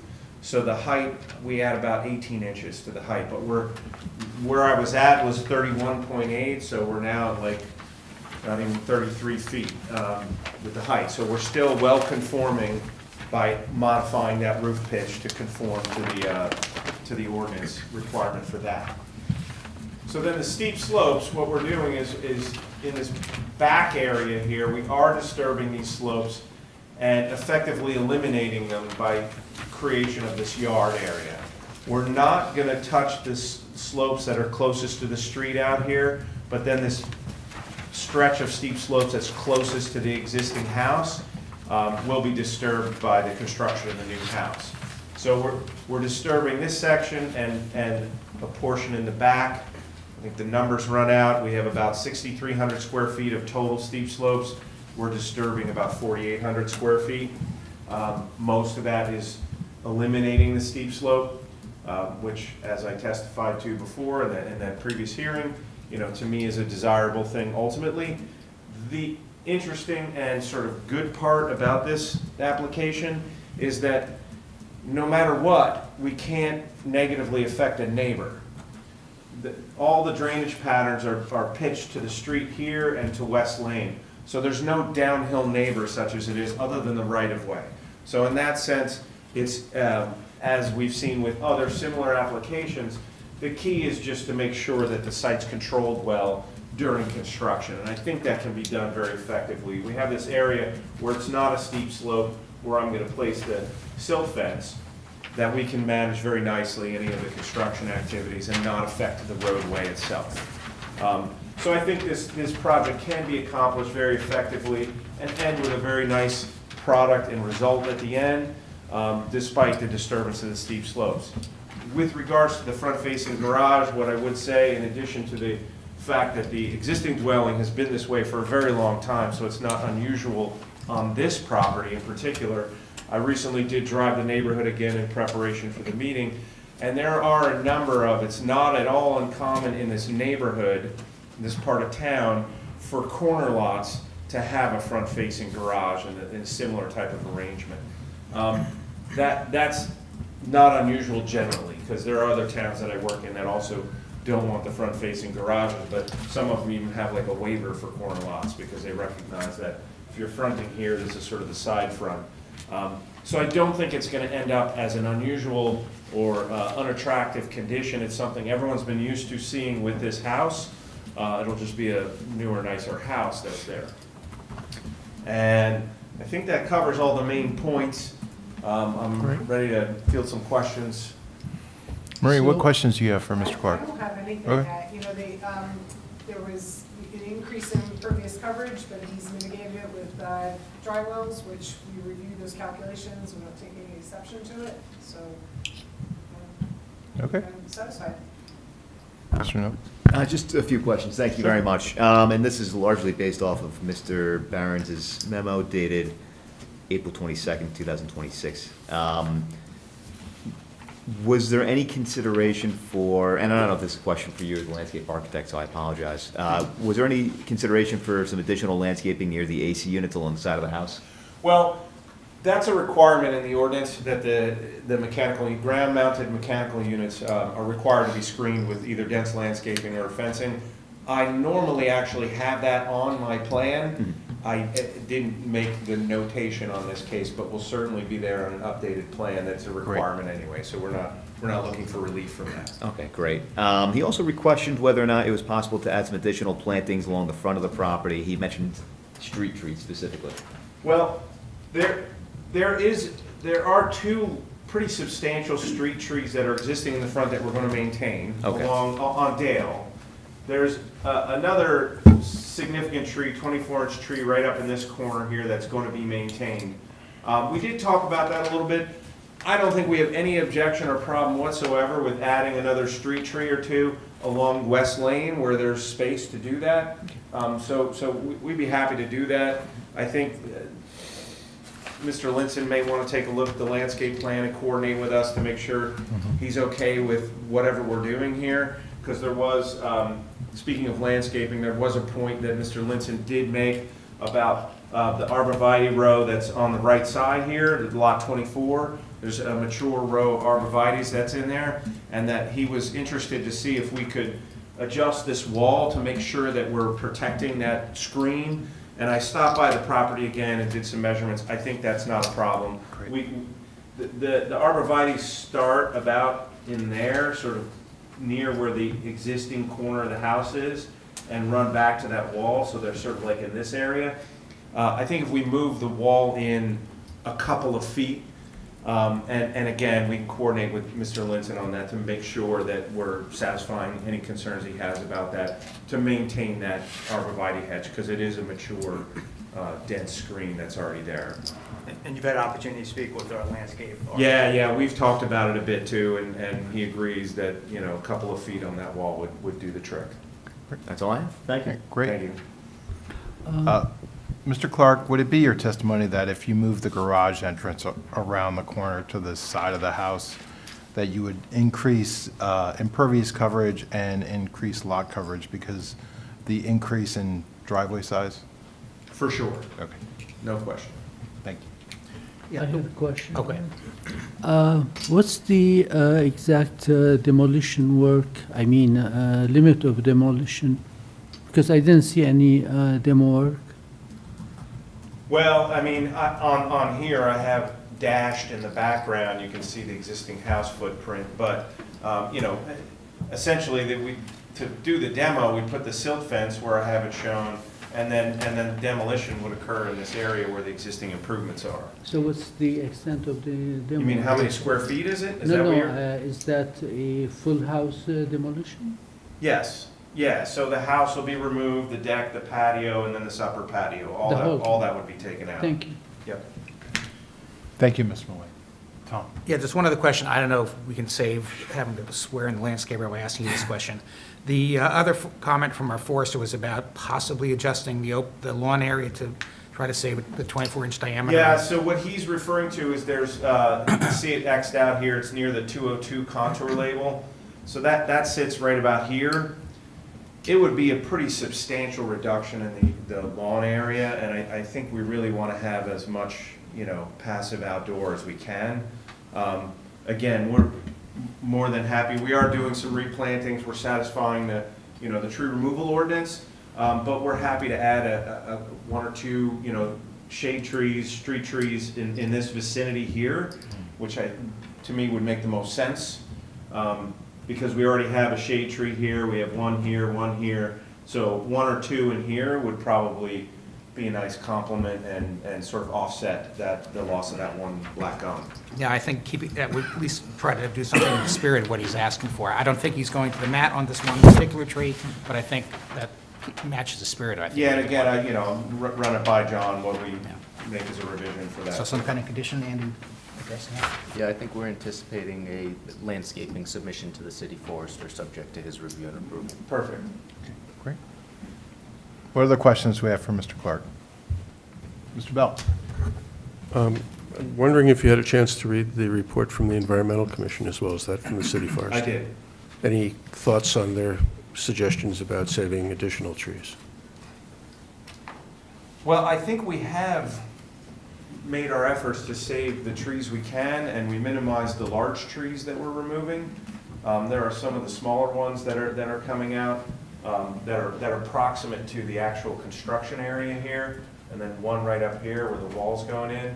But we're certainly going to do the best we can to retain all the other peripheral trees and the trees that are not in the direct construction area. I think the most important ones are these two in the front and the one up top there, because they do provide some good canopy. And Mr. Clark, aren't you adding additional landscaping along Lot 1? Yes, we are. We Right. certainly are. Yeah, in this area where the walls are, we're creating some screening and landscaping up along that side to, for our purposes and theirs. Because their house is a little bit close, to the line there. So yeah, we're gonna make sure that's well screened. Great, thank you. Anyone I else? think John had asked about that too, if we could supplement maybe some landscaping up there. So that would be something we, as part of our dialogue with John, to make sure he's satisfied that we have enough in there. Great, thank you. Any questions from the audience? Yes, please. Am I just allowed to ask questions? Sorry. Yeah, come up to the podium. It's okay. So I live. If you could state your name, spell your last name, and give us your address. Sure. My name is Jeff Leuenberger. I live, or spell my last name Leuenberger. I live at 30 Dale Drive, which is just downhill, across West Lane. Oh, okay, so you're down that way a little bit. Correct. Okay. So I just had two, I think they're pretty easy questions. Sure. I don't really only care about the water. That's really, because I'm downhill, and it's a hill, right? So water's coming down West Lane and down Dale Drive. I was really excited to hear that they're keeping the steep slope there in the front. Right. Like, Yeah. because that storm drain, Yeah, which is right right there, here. is critical to the whole Yeah, street. I've seen, yep. I was just curious if you could talk about the driveway. Like, is the driveway going to feed into the street at the same place roughly that the current, I couldn't tell by your diagram. Yeah, it's a little tricky, but in the background, you can kind of see the dashed lines of where the existing driveway's right here. Ours is going to be mostly in the same spot. Did you expect a little bit wider, but mostly in the same spot. Do you expect the slope to be rough? I don't know if there are rules. It's going to be a on the little slope or- steeper based on the way we're situating the house and the way the bi-level is. The front door's here, and then it's a half story down, and that's sort of the garage level.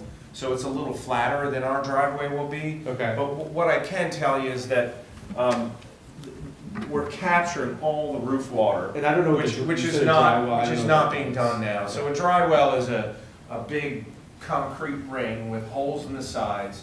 You dig a hole, you put a bed of stone down, you put the concrete ring in, surround it with stone. There's a cover. You don't really see it from the surface, except Summit likes to have a cover up to the surface. So that's all you see. Yeah. But basically, it's sized to handle a 3-inch rainfall over that roof area. Got it. So for 98% plus of our storm events that we have, that tank's going to hold that That'll catch whole the roof water. area and manage it, and then it just percolates into the ground.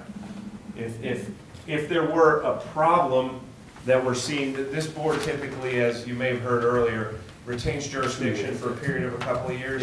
So normally that would give someone like you recourse that if there was like, it turns out at the end of the project, everything's done, and now we have this problem, you can come back to the board. First, you would go to the builder, you would go to the developer of the property and say, hey, well, there's a problem here, can you fix it? And if you're still having trouble, then you have recourse with the board.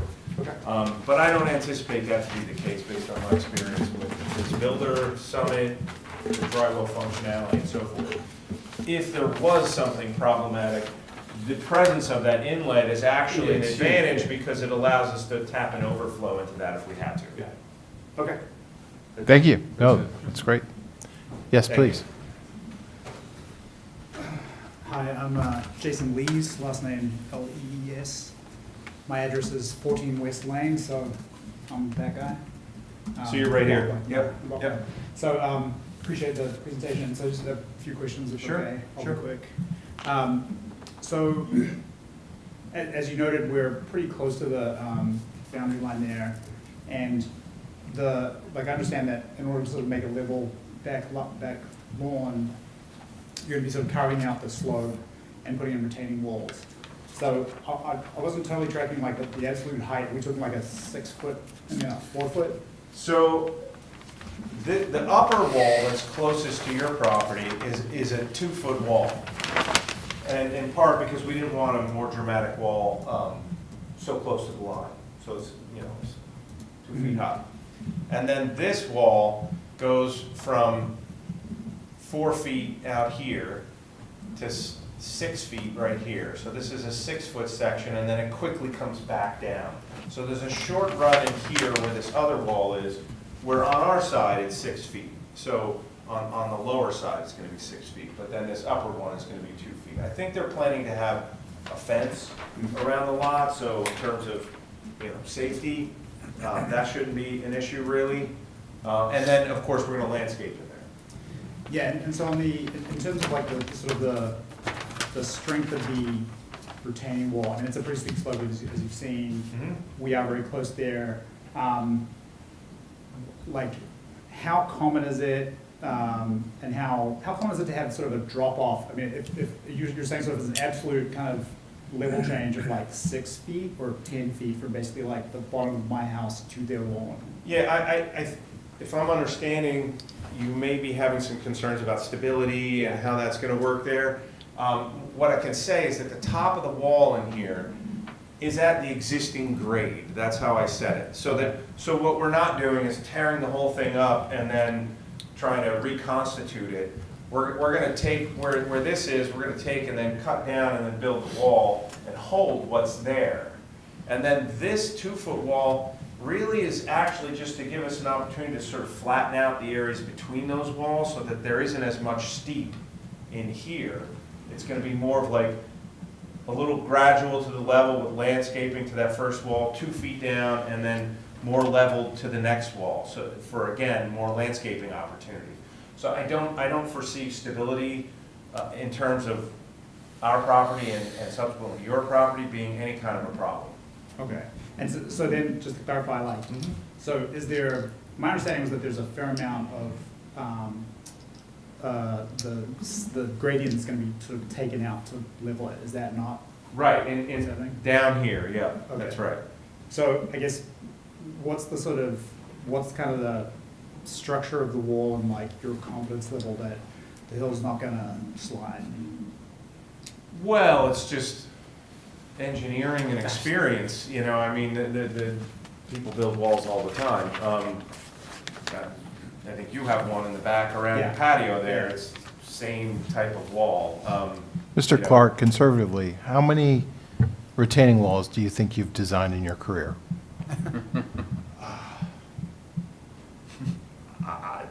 1,000? Probably not that many, but, it's 800? it's in the hundreds. Okay. Okay. And I haven't had any problems like that and in Summit. I mean, really, this comes down to selecting the right wall and then the contractor who builds it. It's got to be built right. They always have to be built right. And I've been working with this developer for probably 4 years now. And we've done a lot of properties together.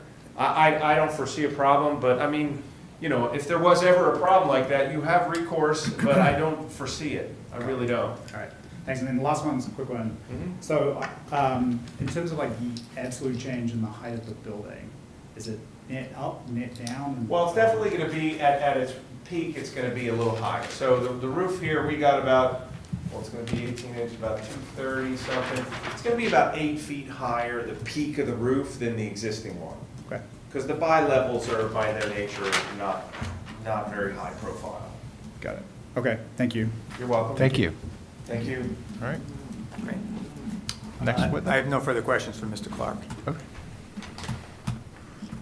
And so, with that being said, I do have the architect here, but this was really more about Right. The site and the architectures, just from the reports confirming the materials being used, and he's reviewed the design guidelines. So if you want to hear that quickly, we can, but otherwise, Board have any appetite to hear from the architect in this case? No? Okay. No, Okay. I think we're good. then that, and I think Mr. Clark handled the landscaping aspect, and Yes. we're certainly willing to comply with the conditions that were elicited regarding the, adding the trees, subject to the forester's review, and the AC screening as per code. Perfect.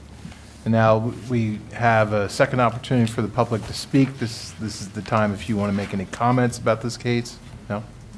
Okay, great. With that, Mr. Ball, conditions and number of votes. Yep, so I have 3 conditions noted. Compliance with those conditions noted in the board engineer's memorandum, as we just discussed, that the applicants, the second one is the applicant shall coordinate with the city forester regarding the proposed landscaping and shall submit a revised landscaping plan to the city forester for review and approval. And the third, as was suggested by Mr. Clark, is that the board shall retain stormwater jurisdiction for a period of 2 years after the completion of the improvements. C variances Yes, only, right? C variances only, so 4 votes are required to approve the application. Thank you, Andy. Appreciate that. Who would like to begin? Sure, I'll jump in. Thanks, Shay. Starting with the existing conditions, I mean, a corner lot is always a tricky thing, and there's really no easy way to manipulate meeting the code in a double frontage lot. So I think the architect and the applicant and the entire team has done a really good job coming here, minimizing the number of variances they're asking for. The existing conditions essentially warrant a variance. There's no way around it. You couldn't build anything that is a modern day kind of functional use. And I think what they've designed and the fact that they've kept it within FAR, lot coverage, et cetera, is a testament to the application of them trying to be thoughtful with fitting into the neighborhood. So as a result, I think there's really no detriment, no negative impact to the neighborhood. I think the positives well outweigh this application. Yeah, I'll agree with everything. I mean, we get lots of applications for tear downs where you're suddenly asking for 4 or 5 variances, and, you know, you really need them when you're doing a tear down. Your variances have nothing to do with the size of the house or, you know, height, bulk, you know, anything, so that's a good thing. The garage, you make a very good argument why a front-facing garage is a positive here, so I can support that. I can support the application. Thank you, Tom. I think you summarized it correctly, right? This is all about the design, management, manipulation of the site, and I think your team, Mr. Clark, landscape architects, done a wonderful job with a tricky site, to be honest. And I do agree with Tom that the placement of the garage makes sense in this case, and I think that's a variance we can easily grant. So with that, I'm happy to support this overall application. Can I get a motion to approve, please? So moved. Second. All right. Awesome. Mr. Yuko? Yes. Mr. Malay? Yes. Mr. Nelson? Yes. Ms. Chifo? Yes. Mr. Feskins? Yes. Mr. Chanchuli? Yes. Chairman Likett? Yes. All right. Thank you, Mr. Good luck. Chairman. Thank And I you. will advise my daughter, you were a very difficult board. It's not worth it for her to come back. Just be sure to give her a discount. She doesn't own a corner, does she own a corner lot by any chance? Exactly. My son will be happy. 3 corner lots already. Thank you for your time. Thank you so much. Hopefully, she's not on a corner lot. She's not, but it's one of the old houses. Don't knock it down. Finally, 2 Beekman Place. Please, come on up. In a roundabout way. Hi, Good how evening, are you? everyone. My name is Meghna Hegde. I am one of the co-owners. We're going to swear you in. Swear you Oh, in before we right, get okay. started. If everybody can just be respectful of the applicant. All right, if you could raise your right hand. Do you swear affirm the testimony you're about to give in this matter is the truth, the whole truth, nothing but the truth? I do. And please state your name, spell your last name. My name is Meghna Hegde, last name spelled as Hegde. Thank you. Great. Go All ahead. right. Yeah, as I was saying, good evening. I'm one of the co-owners of 2 Beekman Road, the other one being my husband, who's at home right now with our 2 kids. And this is kind of why we're here. As a family of 2 young children, we want to create a functional and comfortable long-term home in Summit. And we are planning an addition to our home, a room of 281 square foot. And that requires us to present a couple of variances for that reason. So every variance that I bring before you stems from the condition that ours is a triangular corner lot that is over 1,200 square feet undersized for the zone that we are in. And we cannot change the size or the shape of this lot. So we are requesting 4 variances. We're requesting the FAR relief from 25 to 27.1% for a 281 square foot bedroom addition above the garage. We are also requesting the lot coverage relief from 35 to 36.8% and relief for 2 existing non-conforming side yard setbacks that we are not worsening. The remaining improvements are comparatively minor, as we are requesting a large rear landing for some safe backyard access and a modest patio expansion, as well as a small driveway reconfiguration just to straighten it out for safety purposes. I am joined here tonight by Alexander Rodriguez of AR Architect LLC, who will provide expert testimony on the design and technical aspects of the application.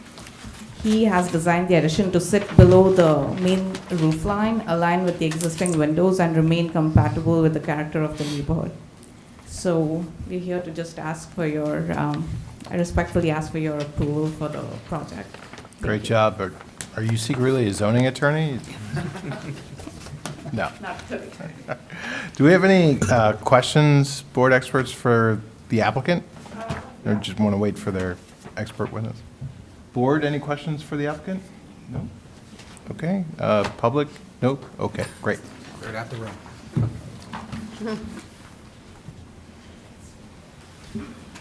All right, if you could raise your right hand. Do you swear affirm the testimony you're about to give in this matter is the truth, the whole truth, nothing but the truth? I do. And please state your name, spell your last name. Alexander Rodriguez from AR Architects, Rodriguez. Thank you. And I believe you've appeared before us relatively recently. I have it last year, May of last year, I was here before this. Changes to your credentials since that last appearance? No, my license is still valid. Any questions from the board, or would you like to accept them back We once again? would. Thank you, Andy. Welcome back. Thank you. Yeah, just she did a great job just summarizing the variances and everything that we need. I just kind of quickly just want to just run through the drawings. I'm sure you've seen them already. Just quickly show you what we're looking to do as far as the floor plans are concerned.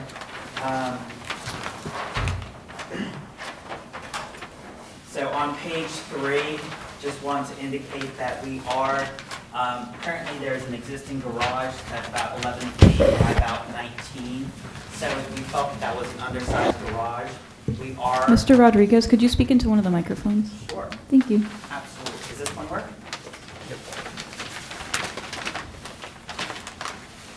Hello?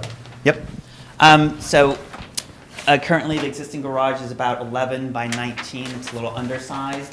So we are looking to expand that garage, make it a little bit more livable. Well, not livable, but obviously where we can actually get a car in there. So we're actually still keeping the width of the garage, and we're expanding it about 6 feet towards the front. We are also, one of the things that they mentioned is we are expanding a rear landing because we wanted to add a slider going out towards the back of the house here.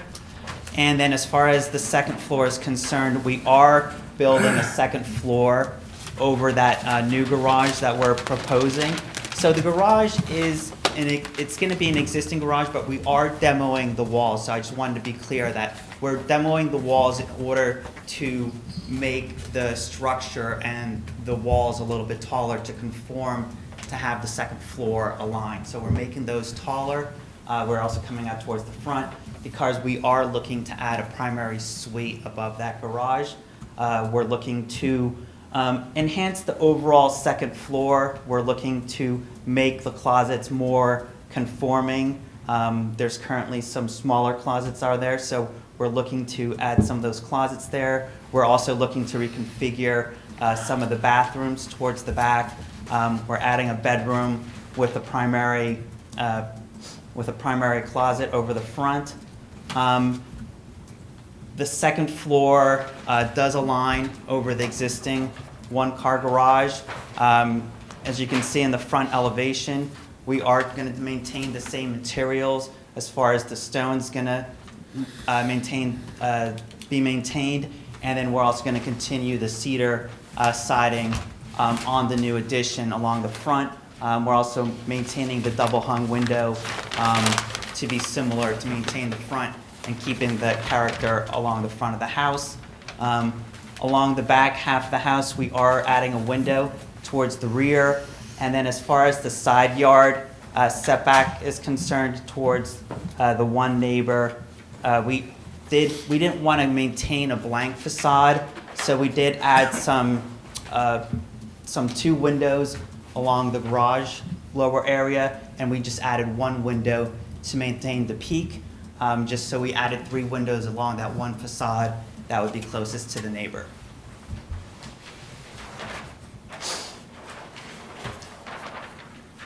In regards to, my client already mentioned it. I don't know if you want me to go over the variances that are required again.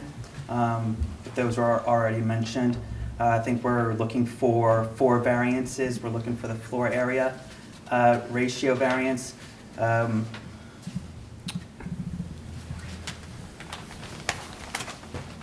So currently, we're at 23.9%. We're looking to increase that to 27.1% as far as the floor area ratio.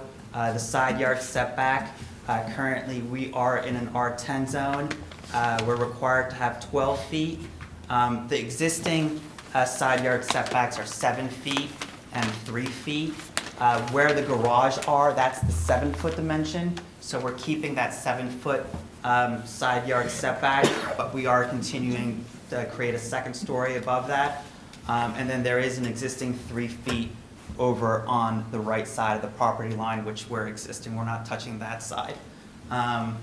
As far as the side, we're also looking for a combined side yard setback, whereas 35 is required. Currently, we're at 12.2%, and we're just maintaining the existing side yard setbacks combined at 12.2%. We're also, again, slight increases in lot coverage, where we're increasing the patio. Lot coverage is going from 33.7% to 36.8%. So again, we need the side yard setback, combined side yard setback, lot coverage, floor area ratio, and I think they also called out for the side yard setback for the patio, which again, we're just increasing, and we're just looking to make that patio a little bit more usable as we come out that rear door. Great. Thank you, Mr. Rodriguez. Appreciate it. Board experts, what questions do you have for this witness? Thank you. So it looks to me like, based on the information that you have on your cover sheet, the zoning table shows that you're increasing the impervious coverage by 272 square feet. Does that sound right? That's correct, yes. Okay. So because you're less than 300 square feet, then you're not required to do any stormwater mitigation But I just want to make sure that you and your client are aware that if it goes over 300 square feet of additional impervious coverage, that has to be mitigated for. Yes, we are aware of that. Yes, thank you. I think that's really all, yeah, that's all I had. Thank you, Marie. Mr. Novak? Thank you very much. Just a few questions. You might have already covered this, so I apologize. The materials of the addition, will they match the existing facade of the building? Yes, that's what we're looking to do, keeping the stone in the front and then keeping the cedar shingles. Okay. And just to confirm, there's no increase in the number of bedrooms? No, the bedrooms stay the same. Okay. Well, actually, is that true? The number of bedrooms? You currently have 3 and you're looking to increase it to 4. Okay. Okay, so the number we of are bedrooms do increasing- increase. Yes. And the driveway is being reconfigured and the garage is being increased, correct? Correct. Do you have an estimate of how many vehicles the driveway and the garage can potentially hold? The garage can hold Right, and then how many approximate vehicles would fit in the driveway? I think the applicant should get closer to microphone. Oh, sorry. So the garage can hold 1 vehicle so far, and I think even after renovation, that's what we'll have. And the driveway can probably fit 2. We can currently fit our SUVs side by side, as well as 1 in front and 1 behind. Okay. All right. So about 3 vehicles on site? Yes. Okay, the reason I ask is because a 4-bedroom house would require parking for 2.5 vehicles, so the applicant still has ample room on site to accommodate cars with this addition. Okay, great. Thank you. Board, what questions do you have for this witness? Are you replacing your air conditioning unit as part of the renovation? We do not. We replaced them about a few months ago, actually. And from what we checked, we didn't require additional air conditioning or HVAC for any new additions of this size. If you replaced it already, I was just wondering if that was in that setback too close to the property line, the existing AC unit, if we needed to grant the variance for it. Just don't want you to have to come back. Yeah, we are not replacing it. Yeah, they already got it, and it was Then I'm okay. approved, it must be okay. Okay. How would you describe the shape of this lot? Very This is my irregular, absolutely. So, yes, it is a very irregular shaped lot where the 2 property lines are angled towards the back of the property line, and that's what creates our hardship in regards to the side yard setbacks. And what about the size of the lot? The size of the lot is undersized, so we are required, I believe, to have 10,000 square feet, and we're at 8793, so we are undersized for this particular lot. Great. Thank you so much. Any other questions? I just got a real quick one. Yeah, Don, go ahead. Did you speak to your neighbors about your project? Actually, interesting you say that. They were just here. There were Oh. a couple that were sitting there, and they actually, we stepped outside and they had a few questions for us, and we answered them, and they were very comfortable. And Good. Yep. So I was just concerned about and maybe this is not the right term, but the massing of the second floor, if you're looking at the house to the left, where now it's 1 story, now it'll be 2, almost 2.5. Right. But if, nobody's here, nobody's here. Okay. If I may. Please. They were actually here, and I will speak to them again, just so that we can accommodate whatever requests they have.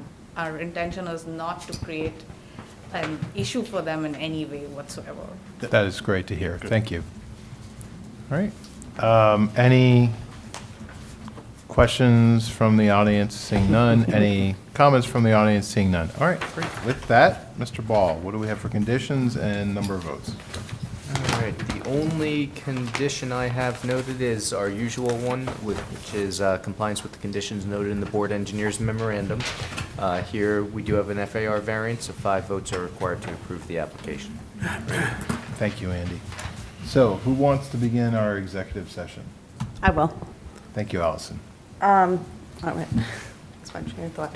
I think, obviously, the very odd-shaped lot, like I said, upside-down triangle, does cause hardship, and I think this is a very reasonable ask. Everything, like, to be able to fit your car in your garage, and, to have, an extra, a nice master bedroom. So I'm fully supportive of this. Thank you, Allison. Don? Yeah, I can support this application. It's just, I was a little concerned about, again, the massing of what would be the left side, but, looking at the drawings, you're in a hard spot. It's a irregular shaped lot, undersized for the zone. You're stuck between a rock and a hard spot. You're improving the look of the neighborhood. You're improving your lifestyle, so I can definitely support this application. Well said. Thank you, Don. All right, anyone else? No? With that, can I get a motion to approve? So moved. Thank you, Jay. Can I get a second? Second. All right. Ms. Sands, can you please call the roll? Mr. Yuko? Yes. Mr. Malay? Yes. Mr. Nelson? Yes. Ms. Chifo? Yes. Mr. Feskins? Yes. Mr. Chanchuli? Yes. Chairman Lickett? Yes. Congratulations. Good luck. Thank you so much. All right. Do you want to do the resolutions first, or? Yeah, resolutions All right, first. great. All right, Jessica. Resolutions. Okay. So first up, we have the resolution of denial for 695 Springfield Avenue, zoning board application number ZB-24-2237. The eligible voting members are Chairman Lickett and Mr. Nelson. Wow. That's interesting. Could we get a motion So moved. and a second? Second? I guess. Mr. Nelson? Yes. Chairman Lickett? Yes. Thank you. And the next three resolutions for memorialization are resolutions of approval. First up, we have 52 Huntley Road, zoning board application number ZB-25-2317. The eligible voting members are Chairman Lickett, Mr. Yuko, Mr. Malay, and Mr. Nelson. Could we get a motion? So moved? And a second? Second. Thank you. Chairman Lickett? Yes. Mr. Yuko? Yes. Mr. Malay? Yes. Mr. Nelson? Yes.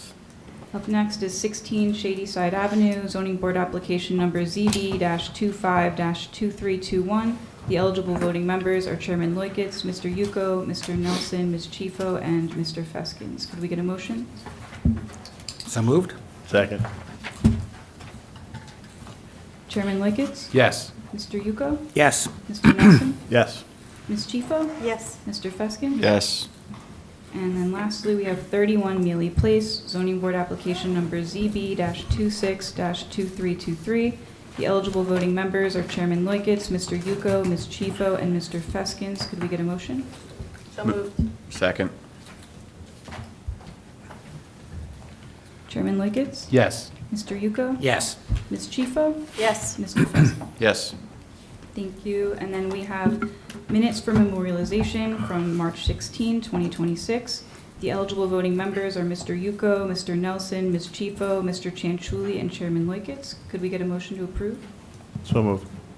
In a second. Second? All in favor? Aye. Any opposed? Thank you.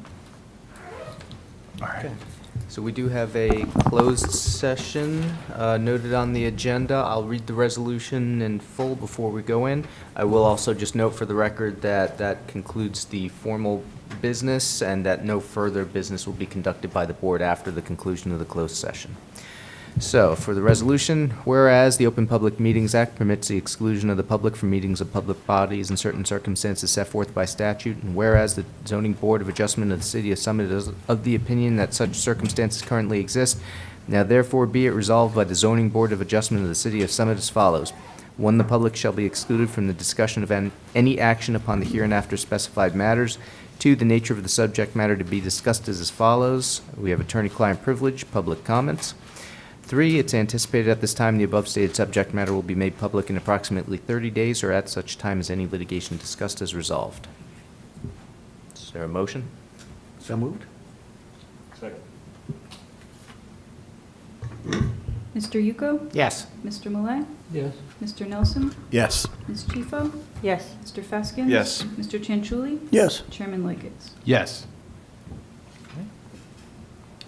You guys are good? Thank you. Absolutely. We gotta get Thank you for all your help tonight. Yes, thank you very much. It was nice working with you tonight.